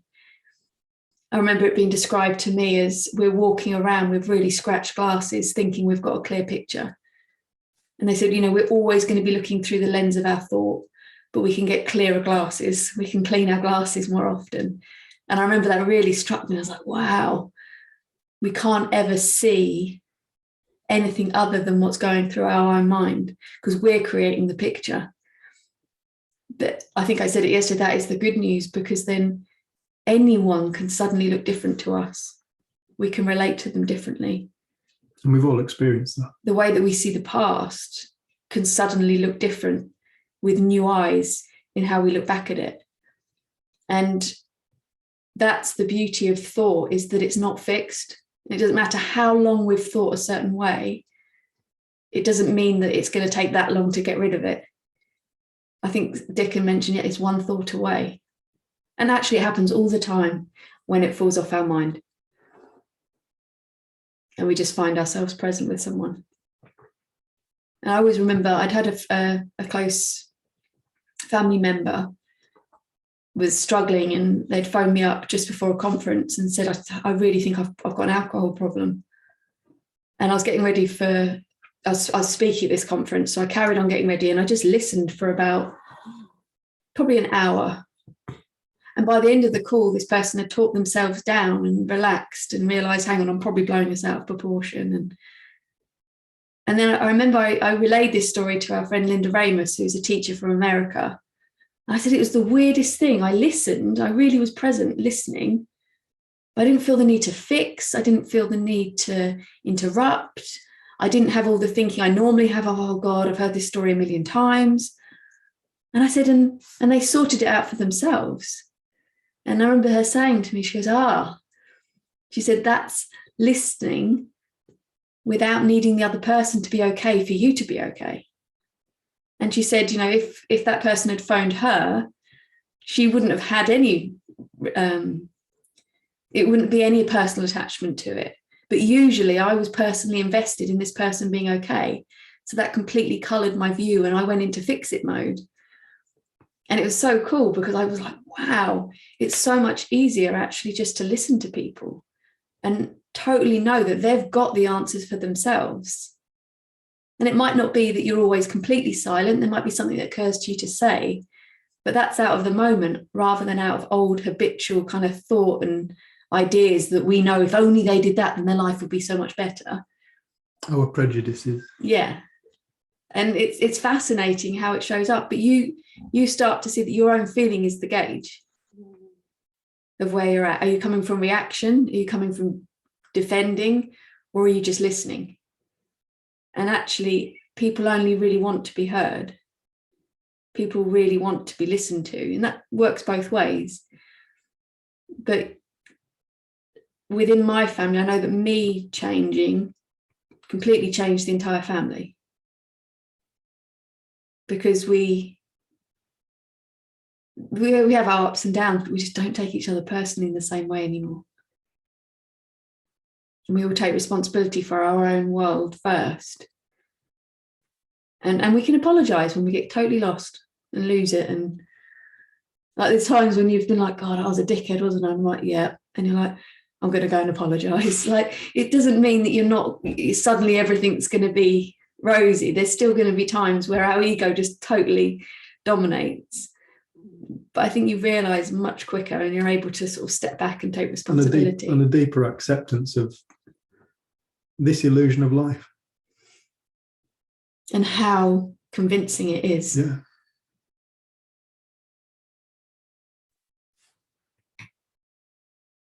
And yeah, just hearing what you say then is also, I struggled in my last relationship because there were also these sort of interactions which didn't feel loving or felt difficult for me. And then I also never felt I received an apology afterwards. And so and I can see this now. It's like there's the ego, but listening to what Jen was saying, then I guess, you know, you say you apologize when you realize, but I guess if you're grounded anyway, you don't need the apology to be okay, even. I mean, it's nice and it's a great way to reconnect, but even if it doesn't come, you're not waiting for that to happen in order to move forward in the relationship and reconnect and blah, blah, blah, blah, blah. Yeah, absolutely. One of the things Absolutely. one of the things they say to the kids they share this in schools in a program called iHeart, is they say you stop being like a puppet on a string. You stop handing out your strings to other people and feeling totally out of control, because actually, no, it doesn't take someone else doing anything or being a certain way for you to be okay. And when you realize that, the freedom it brings is incredible, because it's not to say that there are going to be people in our lives that misbehave or treat us unkindly, but it doesn't have to rock our world in the way it used to. And we don't have to then wait for an apology before we can move on. But we can decide what we do with whether we apologize or not, whatever makes sense to us. But you see that you're not at the mercy of another human being or an external world. We're literally the creative. We are running our entire experience through our own mind. And it's a closed loop. Nothing can infiltrate that. It's always going to be coming through our own mind. And the nice thing is that I think I've got much more respect for how real and how seductive it can be. And I'm so much more gentle with myself, and I'm like, wow, that was a bit of a trip. Oh, it's nice to be back. And then I also see that in other people. I've got a family member struggling quite a lot at the moment, and it's been amazing to be able to just show compassion, show love, but not buy into their story. Because right now they're really, really, really low and really, really struggling. I've never seen them really like this before. But it was amazing. I felt like I could keep my own bearings in that and not, you often describe it as two people jumping in the water. So I'm just aware that Eddie's had his hand up for ages. I don't want you to think we're ignoring you. No, go ahead. I was waiting until you finished. If you're finished on this section, I'm quite happy to kind of wait, because you're still discussing with Sarah. No, please, mate. This is questions, reflections, and observations. Firstly, well, there are a few things, but firstly, kind of not to be controversial, I disagree with you in one thing, Dave. Unless when you said God's a noise, I think God's a silence. So I think when it's that silence, it's that space to allow God in. I'm kind of like, people are afraid of the silence. Do you know what I mean? It's just from my perspective. Yeah, no, people are afraid of the silence. Do you know what I mean? Ed, I'll clear that up. Yeah. I wasn't very clear when I said that. God is a word. Yeah. It's spelt G-O-D. Yeah. Words are noises. Okay, yeah, I'm with you now. There's just yeah, so it's like we have separate realities around noises. Uh-huh. So if I remember we were at our community group and I put the word God on the board, and I said there were 16 people in the room, and I said, give me a number between 1 and 10, how much you are happy with the word God. 1 being I loathe it, 10 being love it. Yeah. We got every single number put on the board. So it's like this singular noise has the ability to evoke within the individual, depending on how they believe it to be, experience. So when I say God, some people go, don't speak about God. I know what you're saying. It's a noise. Yeah. That's Sorry, it was just, but I'm getting at though, because what it is like I'm from the recovery community, and they say group of druggies or group of drunks or good orderly direction. They kind of turn it that way. A lot of the time when it's like a meeting, somebody does a main share and then somebody will share back. And sometimes there's a gap and there's a silence, and it's like everyone's afraid of the silence. Somebody will say something just not to sit in the silence, just to break the silence. And it's like sometimes I've heard it said that that's the moment that God's allowed in. The silence is allowing God in, if you follow what I mean. Okay. So that's what I meant, that God's kind of in a sense the silence. So it might be the noise in a human context, what you're saying, but in a universal context, as in the vocabulary, the word. Yeah, in a universal context, God is the silence. That's what I would say. So that's just to, not to get into a debate, but yeah. So so God's the silence, I think, at times, because a lot of times when from my own personal experience and people I've spoken to, when we're having trouble with mental health, addiction, whatever it might be, you'll notice it if you've been around, excuse me, anyone who's in anything like that. They'll have the radio on, they'll have the telly on, they'll have lots of noise as a distraction, and it's almost like they don't want the silence. So that's kind of where I'm coming at with that. And when you're saying, I put on the chat there, addicts, and I think anyone that they mourn their addiction. You said about the Stockholm Syndrome, and it kind of like had that penny drop moment. It's like when you're tied into something, whether it's mental health or whatever it is, even though it's painful, you're familiar with it. You're familiar with that painful feeling or that chaos and that drama. So you're familiar with it. Better the devil you know. Yeah. And then when you come to stopping that, I say to people, I sponsor people in recovery now, and I say, you've got to go through a mourning process, because sometimes it's the longest relationship you've had in your life with drink or drugs or food or whatever it might be. It's the longest sustained relationship that you've had in your whole life. You've put that first above everything. You kind of like that. You have loved that. You've loved that at times. You've hated it at times. At other times you've kind of not even known. So when you have this loss, this sudden hole in your life from this thing that took up your time 24/7, then you need to mourn it, to let go. So there's a few things. And then the other thing was, Jen, you were saying that I grew up thinking I was like a UN peacekeeper, that my family, everyone around me, I was like Kofi Annan or what's her name, Condoleezza Rice or something. Do you know what I mean? I was kind of trying to make sure everyone was all right and everyone was safe and happy, but I wasn't safe and happy myself. My purpose was making sure they were all right, even though I wasn't all right myself. And then I was resentful at them. I was, I kind of thought, why do they treat me like this, even though it was me that instigated it, me that did it? So I can relate to that.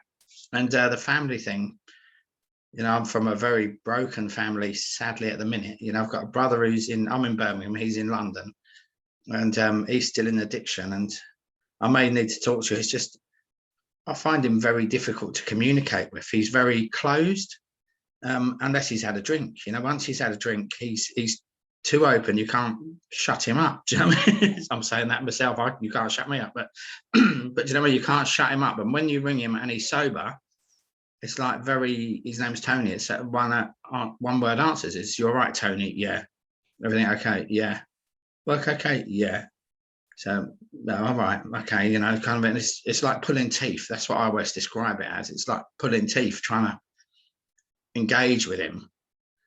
And, it's difficult. And, I'm sadly, my extended family, because of addiction and behavior, kind of criminal stuff and whatever, I'm disowned by them.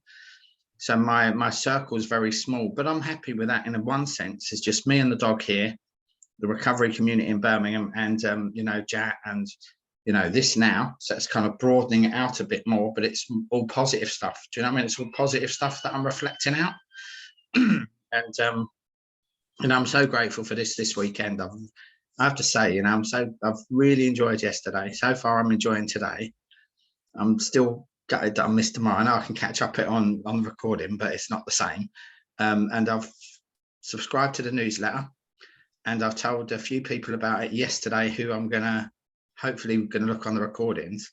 and we're thinking we might come as a few of us to Cumbria in September. So Oh, fantastic, mate. yes, I'm just spreading the word as well, because it's as much spreading the word as anything else, because it's like it doesn't need to be a secret. Do you know what I mean? It's like let's get this out to as many people as possible and see if we can spread the love, as you said, kind of spread that love, compassion, caring. And the more people that do that, the better the world will be, and the better our communities will be, and the better society will be. So, sounded a bit preachy there. Hallelujah. But we'll leave it at that. We'll leave it at that. Beautiful, Ed. Thank you, mate. Thanks. I was thinking as well, we're on our community group, we do sometimes pull our finger out and actually get a topic. So it could be that we did an evening where it is around addiction and things, and yourself could come on and you could invite people. We've also got another friend who you've known since he was a little boy, and he's been in recovery. He hasn't drunk since last. It's a year since. Oh, that's good. Well, I'd be definitely interested in that, and I'd let people know about that. And Mike, I should say, but Mike, who runs just a thought group, he's in recovery as well. Do you know what I mean? So we could get some people around, and I'd definitely be interested in that, because it's like the stigma around addiction as well. And you know what I mean? That kind of, everyone's afraid and ashamed of it. Thankfully, we're trying to change that. We're trying to remove the stigma. Same with mental health. It's kind of the minute you mention it, it's almost not. Thankfully, we're a bit more aware. But a lot of the time, people sort of they sort of cringe or pull back on mental health or addiction. You know what I mean? They kind of. Thankfully, it's a bit better now than it was years ago. Yeah, it's heading in the right direction, isn't it? Definitely. Yeah. There was one thing I just wanted to just propose, and it comes when you're right, people do mourn the life without the substance or the behavior or whatever it be. Mm-hmm. It can be really easy for us to lock onto the substance or the behavior as the thing we're mourning. Cocaine. Well, I used to work for a charity when I went into prisons, and I sat in on a 12-step meeting, and there was a man in 12-step because he couldn't stop buying books. He didn't read them, he just bought them. And we speak about this mourning of the substance, but if we look closely, what we'll realize is what we're actually mourning is an imagined future that is now no longer the potential that is going to take place.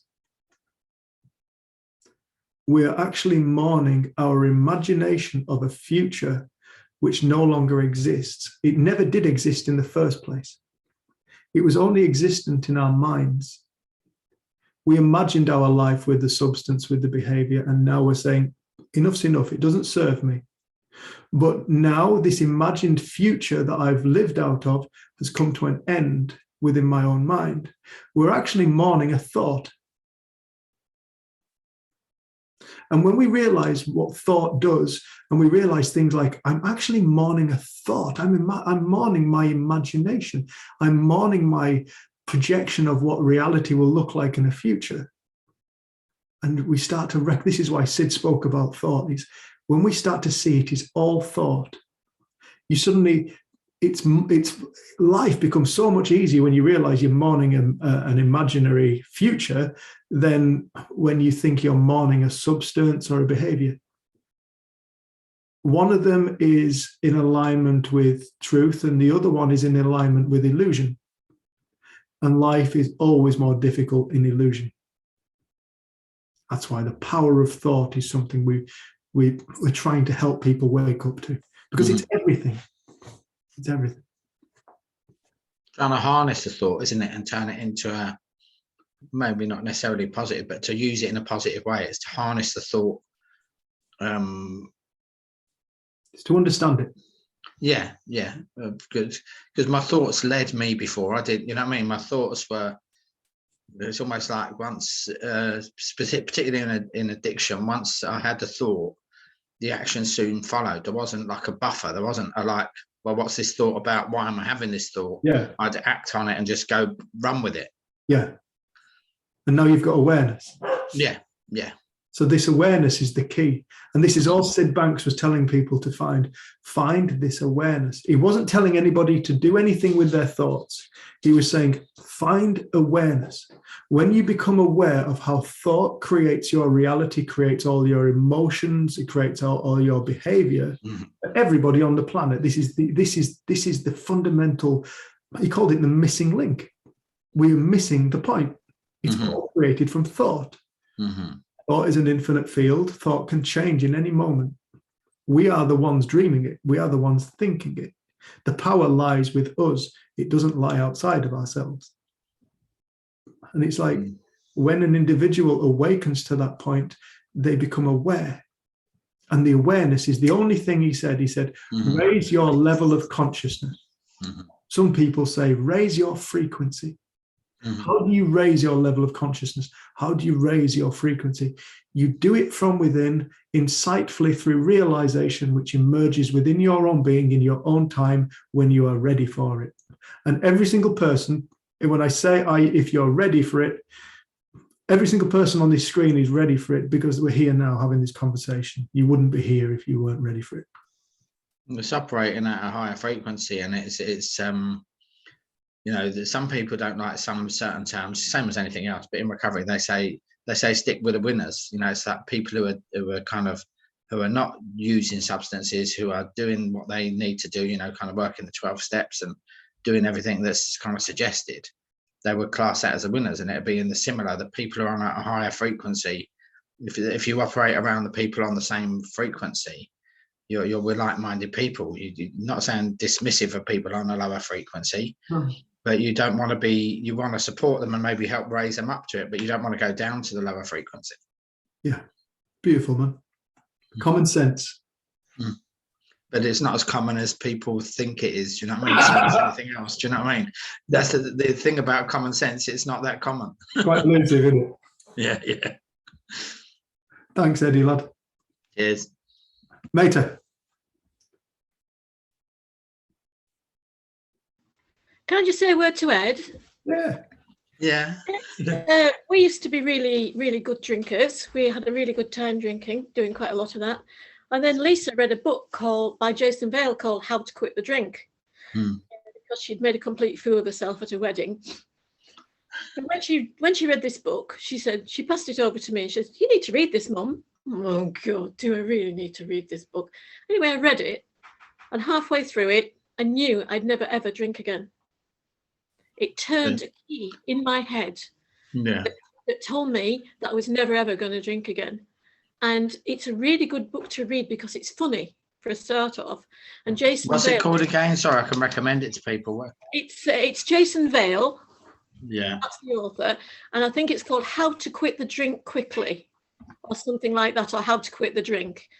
And Easily, is it? And he actually lays it on the line. Yeah. And he puts it in such a way. And once you've got an understanding of how your thinking works, which is what you've got, it just fits into that. And Colette read it because we were talking about it at New Year, and she came in and she says, "I'm never going to drink again." And you know, it just has this. It just puts the nail in the coffin of drink. It really, That's good to know. That's good to know. I mean, I haven't. Thankfully, I haven't drunk for over 18 years, but I sadly took other substances to replace it because I didn't deal with the underlying issue. Do you know what I mean? I just transferred one addiction for another, but I'm sure it would relate if you just use the other substances or behaviour and just change the language a bit.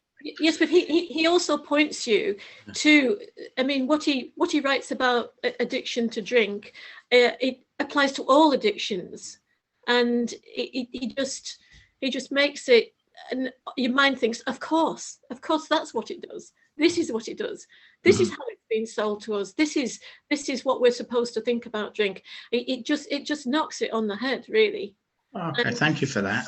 And it's once you got past the first 2 chapters of it, it becomes quite funny, and then it becomes quite sad about all the statistics that he comes up with drinking and addiction and things like that. And it just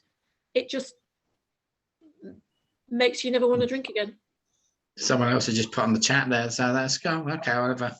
I definitely have to have a look at that. I've got like a list of about 6 books I've got to get. I've been speaking to people, and you hear something or something clicks. Do you know what I mean? And then you think, well, I've got to get that. I've got to get that. So I've got a big shopping list for Amazon.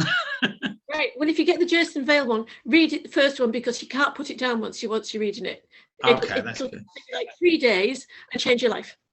Okay, thank you. Thanks, Mark. We have got 35 minutes left of this section, and again, this is flexible. But is there anybody else who'd like to say anything? Questions, observations, and reflections. So that can be any questions, things that people have realised, anything people have liked, disliked. Now's the time.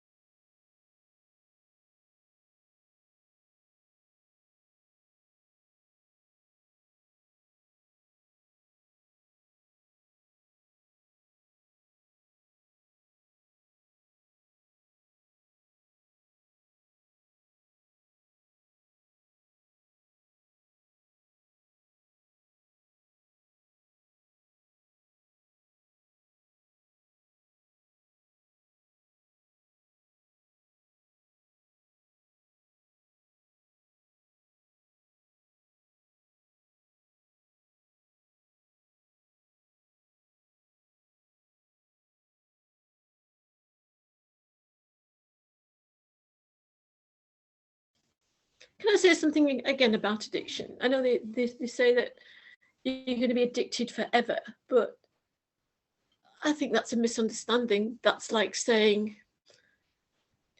as nothing ever stands still, you can't be addicted to something forever, because that isn't the way that things work.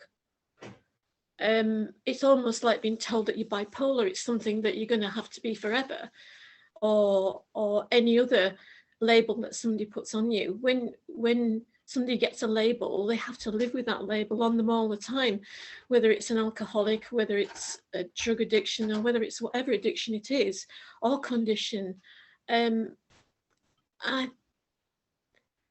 It's really hard to live with a label stuck on you all the time. And I don't believe that labels do stick on you all the time. I think sometimes the glue just falls off, and it falls off you. I think that it's from being in recovery.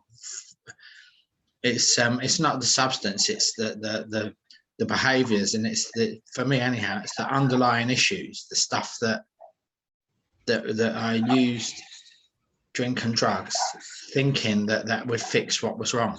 But it didn't, you know what I mean? It never fixed what was wrong, but I thought it was. And once I've looked at the underlying issues, and most of it, for the majority of addicts, and I can't speak for everyone else, but just my experience, and what a majority of it goes back to some sort of childhood trauma, whatever that may be. But the majority of it, in most cases, goes back to some sort of childhood trauma. And to kind of say I take it as being a day at a time, and that's, I know that I always have to be vigilant, because I had like long periods of clean time off of Class A substances, and then it's when I start thinking I'm well, it's the thought that I'm all right. Do you know what I mean? I kind of, once I think I'm okay, then I'm in trouble, because once I think I'm okay, then I think it's safe to do it again. I think that's really sad.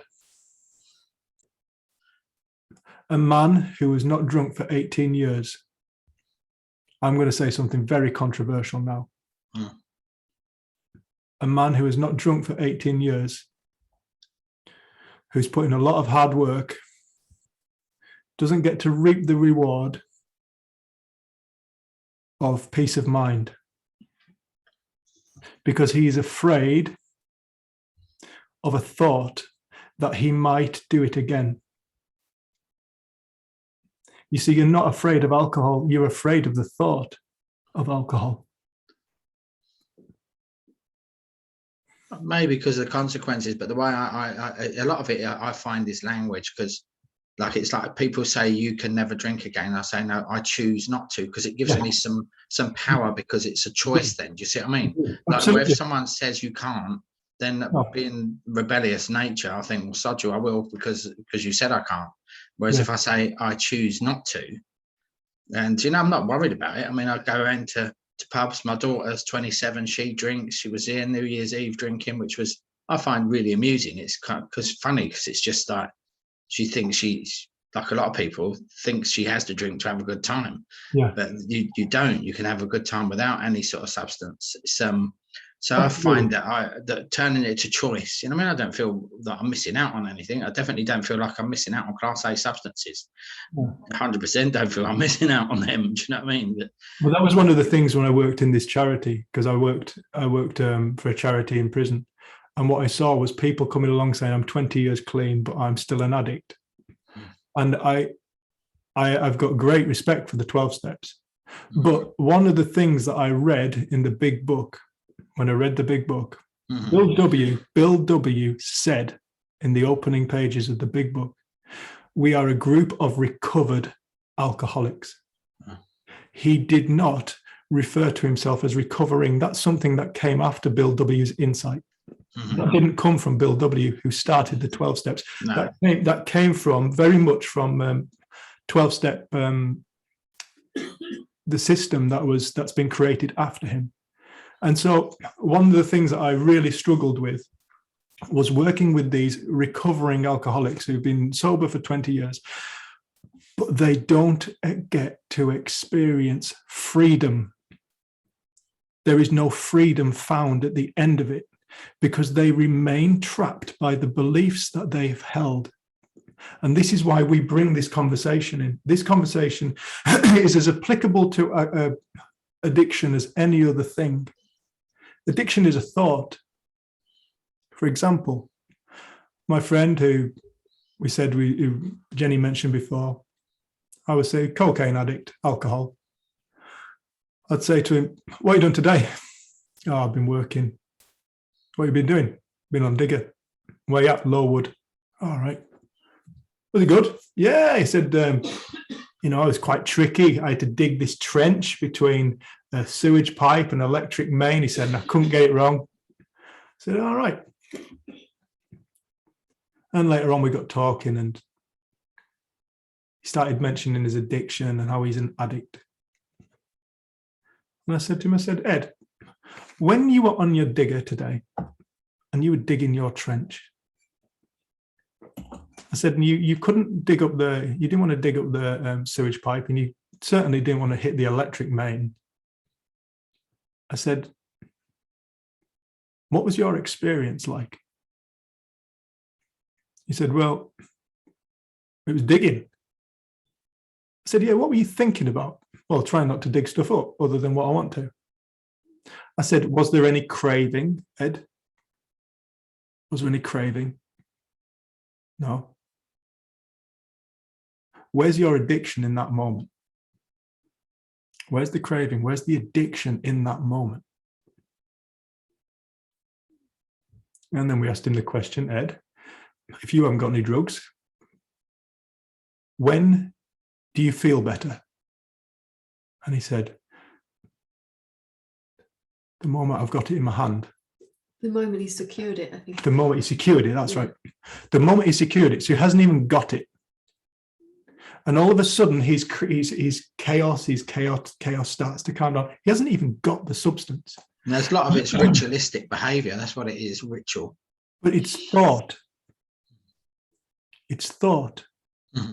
You see, it's thought. Mm-hmm. He thinks I've got some substance coming. I'm all right now, and he calms down. He hasn't even taken the substance. Mm-hmm. Yeah. And then one day, Ed comes running up to me and he said, you're right. It's all thought. I said, what's happened, Ed? He said, I was jumping in the van, going to work. He said, and all of a sudden, he said, I suddenly felt like I needed a cigarette. said, all right. He said, but do you know what I'd done? I said, no. He said, I'd seen a cigarette lighter. You triggered it. He said, all of a sudden, Mm. he said, I want a cigarette. Mm. He said, so I started rolling a cigarette. And he said, but there was this thing playing on my mind. He said, I realized I'd seen a cigarette lighter. He said, but, but that cigarette lighter couldn't give me the feeling of wanting a cigarette. He said, it's a piece of plastic and flint and gas. He said, that experience came from my own mind. Mm. The addiction is thought. They say in NA and stuff, they say that the problem centers in the mind. They say it is a Absolutely, sort of absolutely. a spiritual, emotional, physical, mental, like it's a threefold illness. But the problem centers in the mind, and it's the thinking. It is always, for me anyhow, it's the thinking. It's like Always thought. you think it'll be all right. Like the illusion is you think it'll be all right to have one. That's where it all begins. You think it'll be all right to have one. I'll be okay. I'll have one, and I'll stop there. I just need one. But the problem is because then the kind of the second part of it becomes in the compulsion, and then you want more because the one's not enough. So it's like they say, one's too many, 1,000's never enough. So you have the one, then you go on and you have the next one and the next one and the next one, and it spirals out of control. Yeah. Just wanted to add that in. Ali's got a hand up. Thanks, Edmund. So, all right.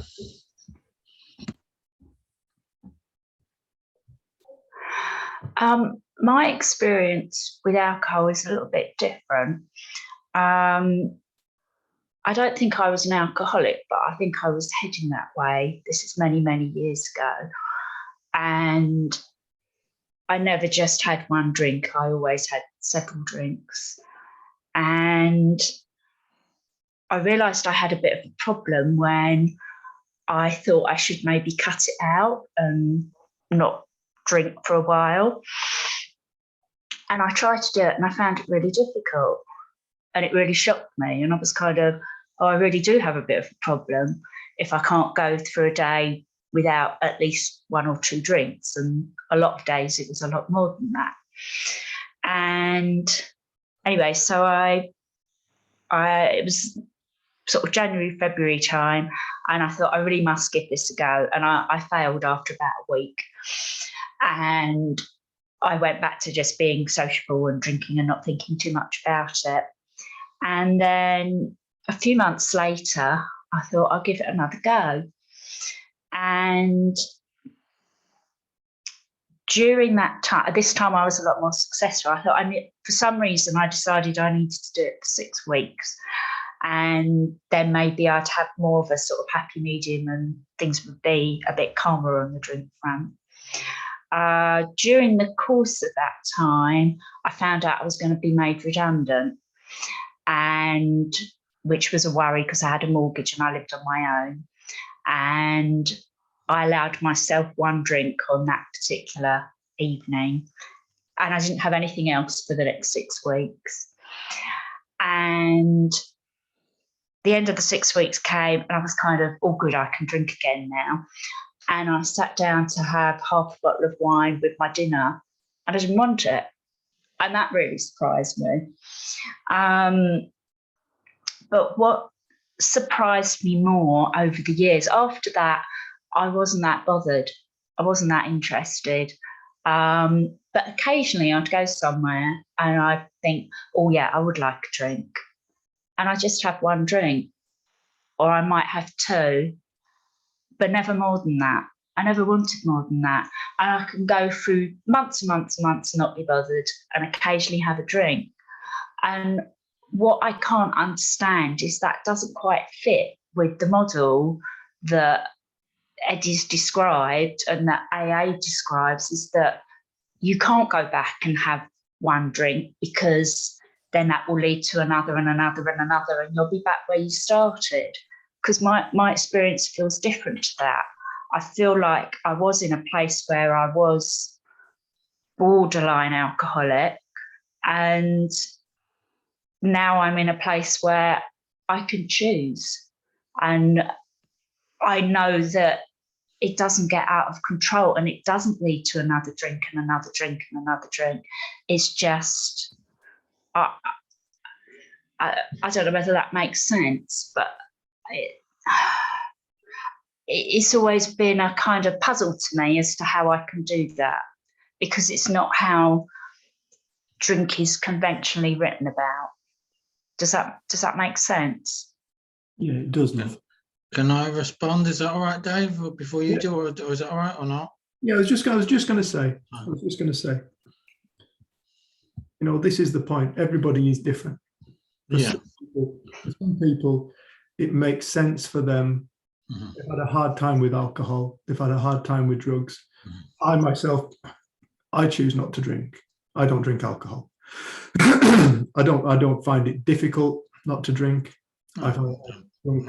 When I stopped smoking weed, I drank 2 bottles of red wine to myself a night.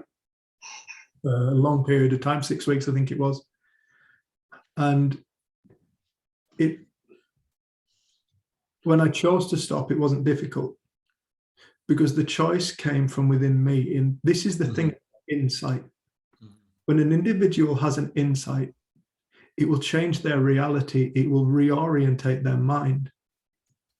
And this is the thing, that this is the only way that people change. People change because their mind changes. It's the only way change takes place, whether it's via the 12-step, whether it's via CBT, whether it's via taking magic mushrooms, whether it's via going for a walk, whether it's via looking at the 3 principles. People change when their mind changes. It's the only way it works. It's the only way that it works. And for some people, it makes sense for them to, I don't want to drink again. And I feel safer and I feel more comfortable not doing so. And for some people, they can have a drink every now and again. I'm sure I could have a drink every now and again. And I'll be all right. I choose not to. So, we try and, I always say there's only one human-shaped box. The coffin. And if we try and fit everybody through the same hole, they don't all fit. No, we are all different. So for some people, it was logical. They can take it or leave it. And some people, they can't. And everything in between. Some people never touch it in the first place. So, this is the nature of separate realities. This is why we speak about this. We speak about this because we live in such conditioning that there is such a thing as a normal.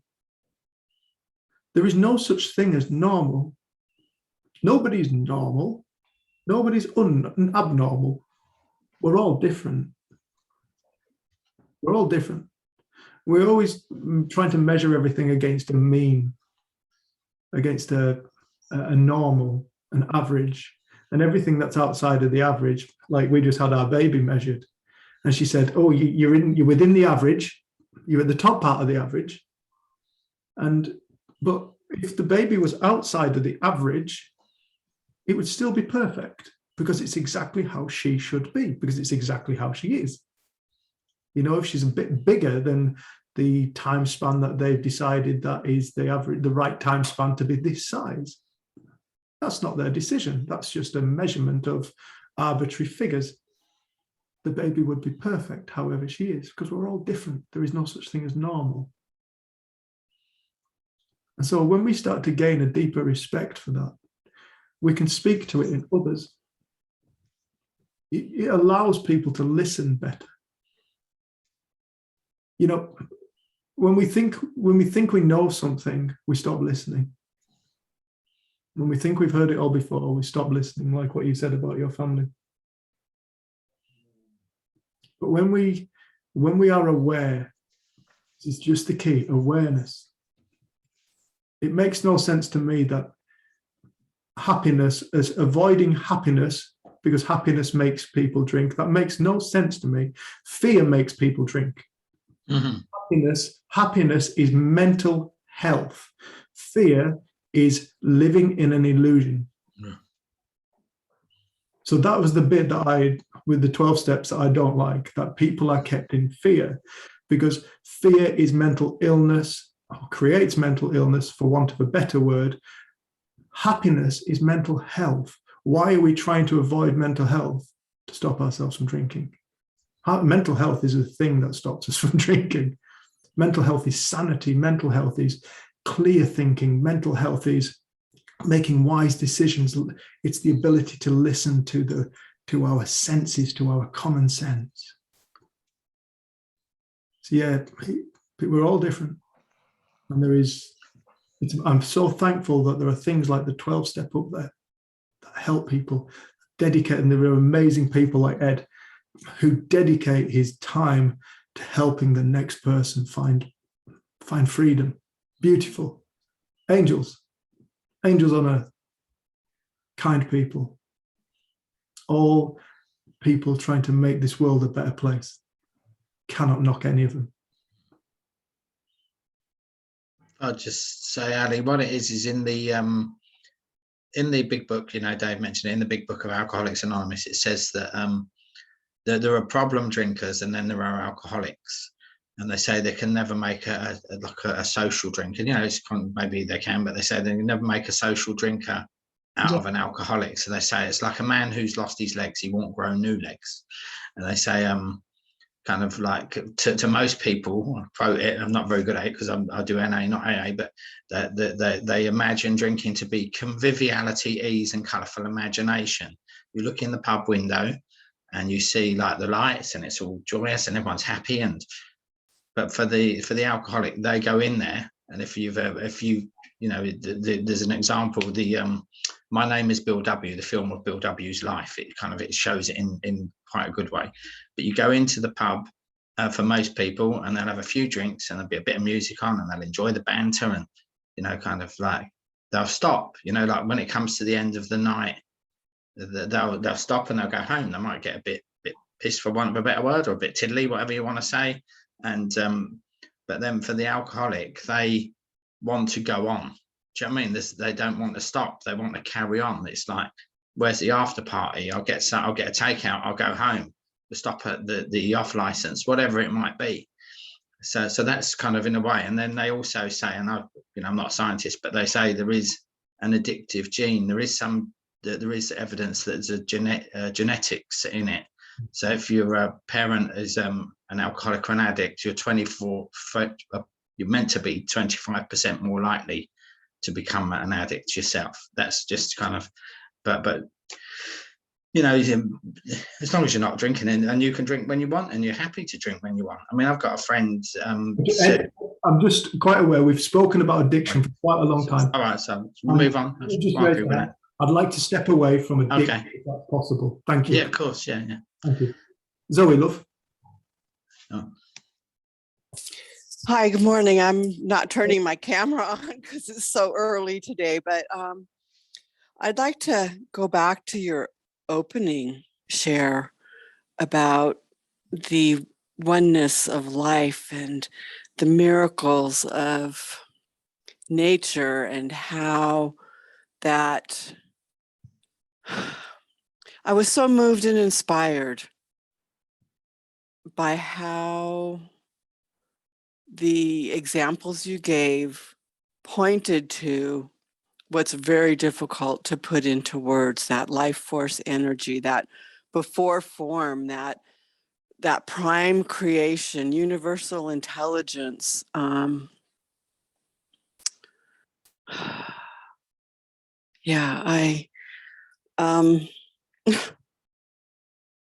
kind of got derailed with the addiction conversation. And the one thing I want to say about that, and then I'll let it go, is how after years of experience of being caught in that illusion of thinking I was addicted, and going through the steps saved my life. And then at some point it was like the spiritual experience is what really turns the tides, is when that insight from within illuminates the path of how life really is. And in the big book, they talk about, you know, the psychic change, the spiritual experience. And that's basically the missing link that everybody is looking for. in wanting to feel better. And so I just wanted to thank you so much, Dave and Jenny, for the beautiful opening feeling around universal intelligence and how it functions in nature and us, and how we're also interrelated. It just was powerful for this time on this planet to be aware of that. So thanks. Thank you, Zoe, love. Bless you, love. Thanks. Kate, I think it does it in order. So Kate's got her hand up.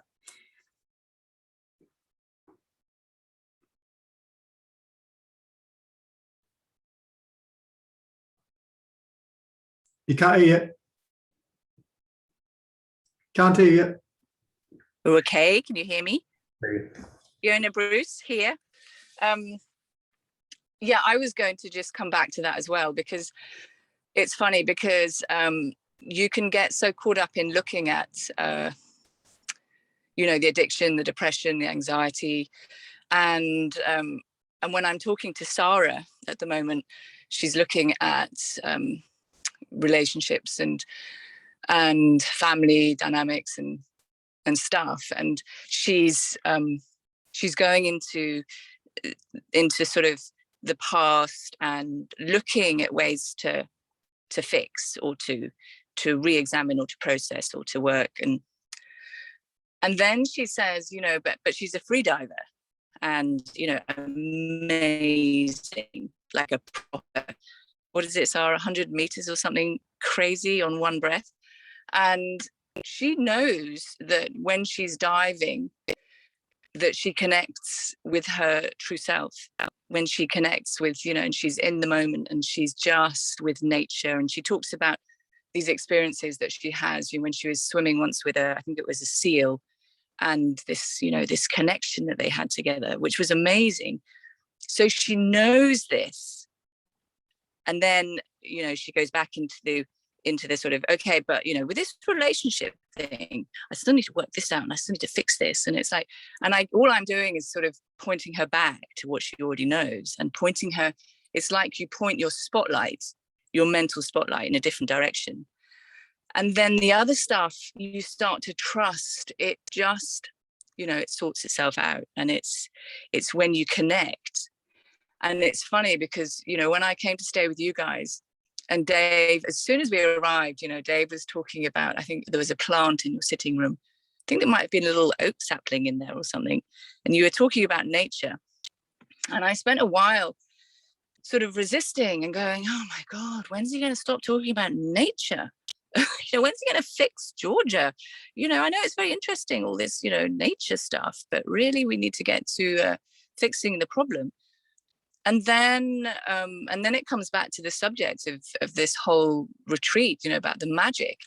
And when I'd come across the principles, the person who I originally was sort of sharing it with me, she sort of missed this bit out. It was like, yeah, this, your thoughts create your feelings. And when I was with Dave and Jen, they were talking about nature and magic.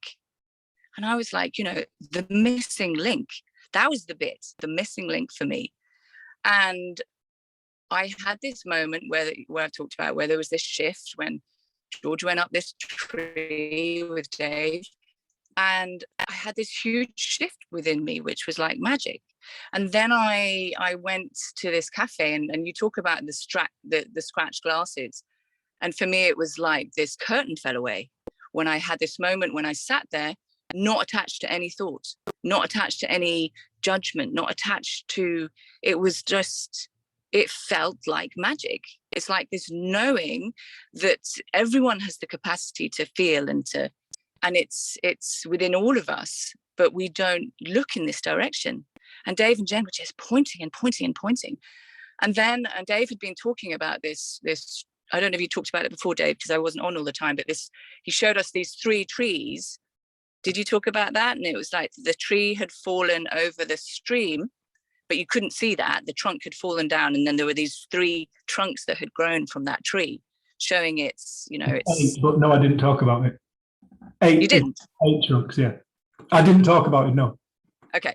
But there was this, and he was showing, you know, our resilience, and isn't, you know, it's just so amazing. And Dave gets so passionate about it. And then after I'd stayed with them, I went to Wales for the weekend, and I was like, I wonder if I'll see one of those trees, you know, like Dave talked about, the tree with the trunks. And we went for a walk, and I started to look, and I saw this tree that had fallen over the stream, and then it had grown these trunks. And I was like, oh my God, there's one of those trees. And then I looked, and we carried on this walk, and I was like, oh my God, there's another one. And there's another one. And I was like, oh my God, this is a sign. And it's like, where, you know, I would never have noticed that, but you start to notice stuff. And then there was this, I remember on that same walk, there was this, it had been really stormy, and there was this rainbow. And Dave had been talking about unbreakable spirit. You know, you go through the colors of the rainbow when you're in your ego, and, you know, you can feel this and this and this, but the rainbow itself is unbreakable, and it's our spirit. And I saw this rainbow, and it was the most vivid, the most whole, colorful against this gray sky. And I was like, oh my God, it's everywhere. This magic is everywhere. And you just start to connect in a different way, and it just starts to grow. And there's so many examples that I can give you, but I won't, because we haven't got time.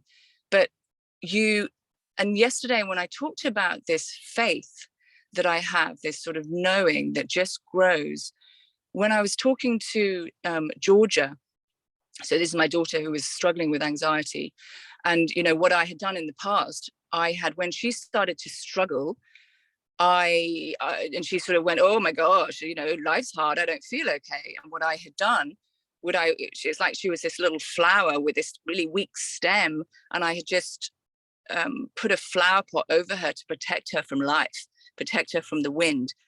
And all I was doing was I was pointing her in the wrong direction, and she, you know, she couldn't see the light, because I was there going, you know, just engaging with every storm. I needed her to be okay for me to be okay.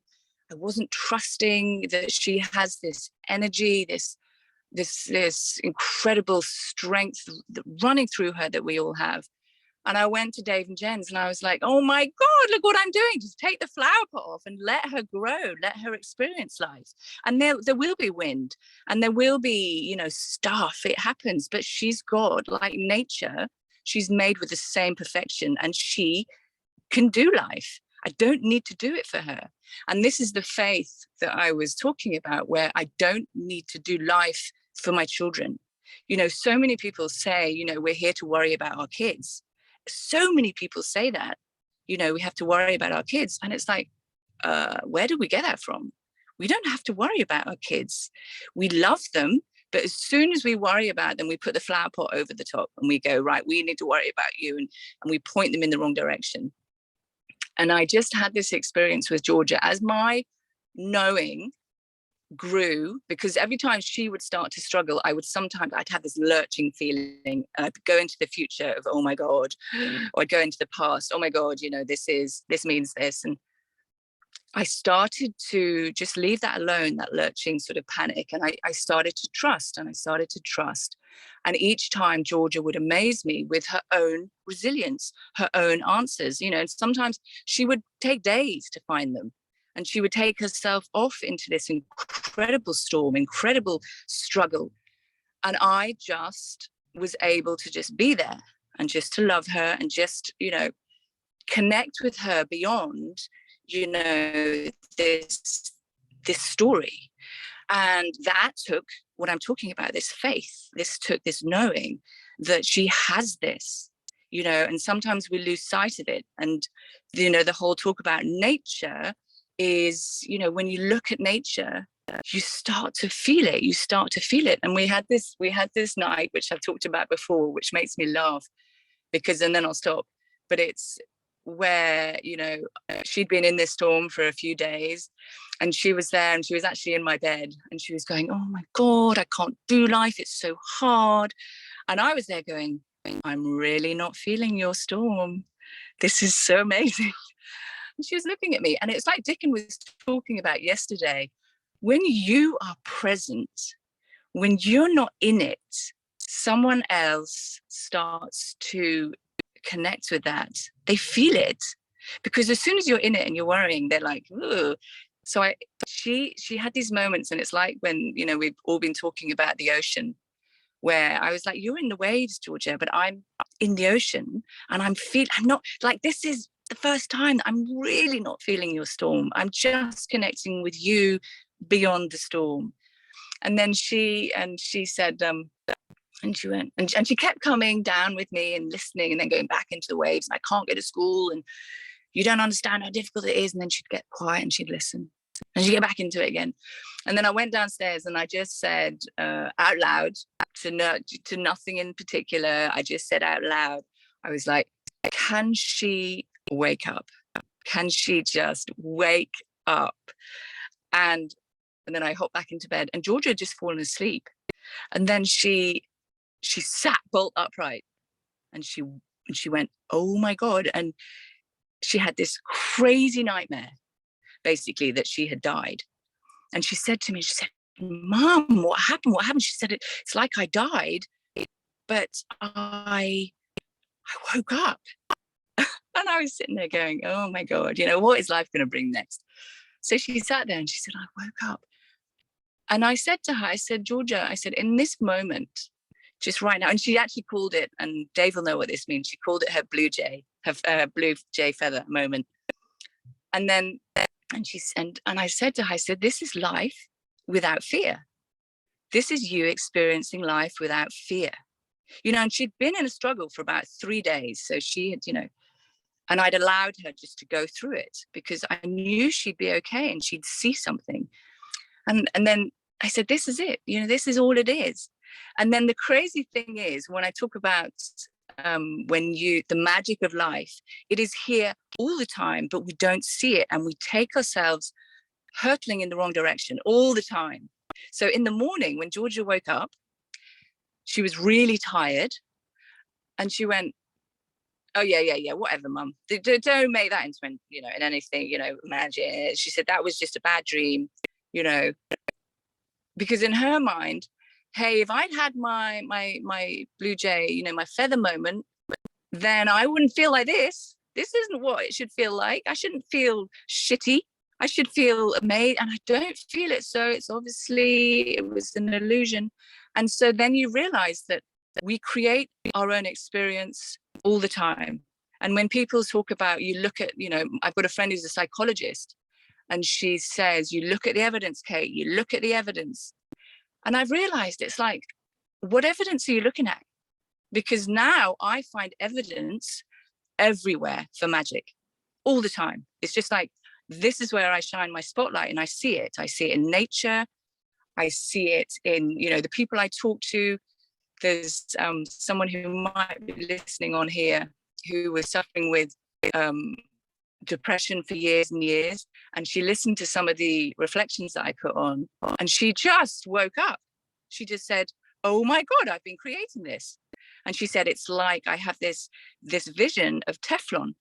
And she said, you know, it's like everything just runs off. It's like she became Teflon coated. And it was like I was just like, that is magic.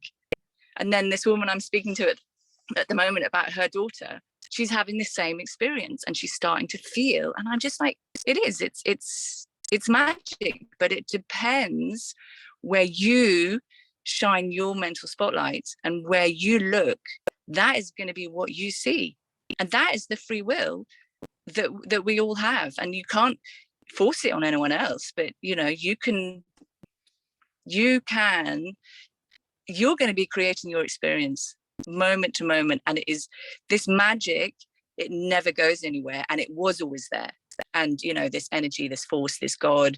And I've always had moments, there's glimpses of it in my life, and I've always said, that is for religious people, that is for those people. And then when I was with Dave and Jen, I was like, oh my God, it's in me. I had this moment, I went, it's in me. And it was when I was listening to Gordell, and he was talking, and I went, oh my God, it's in all of us. And it's magic. And I'll stop there.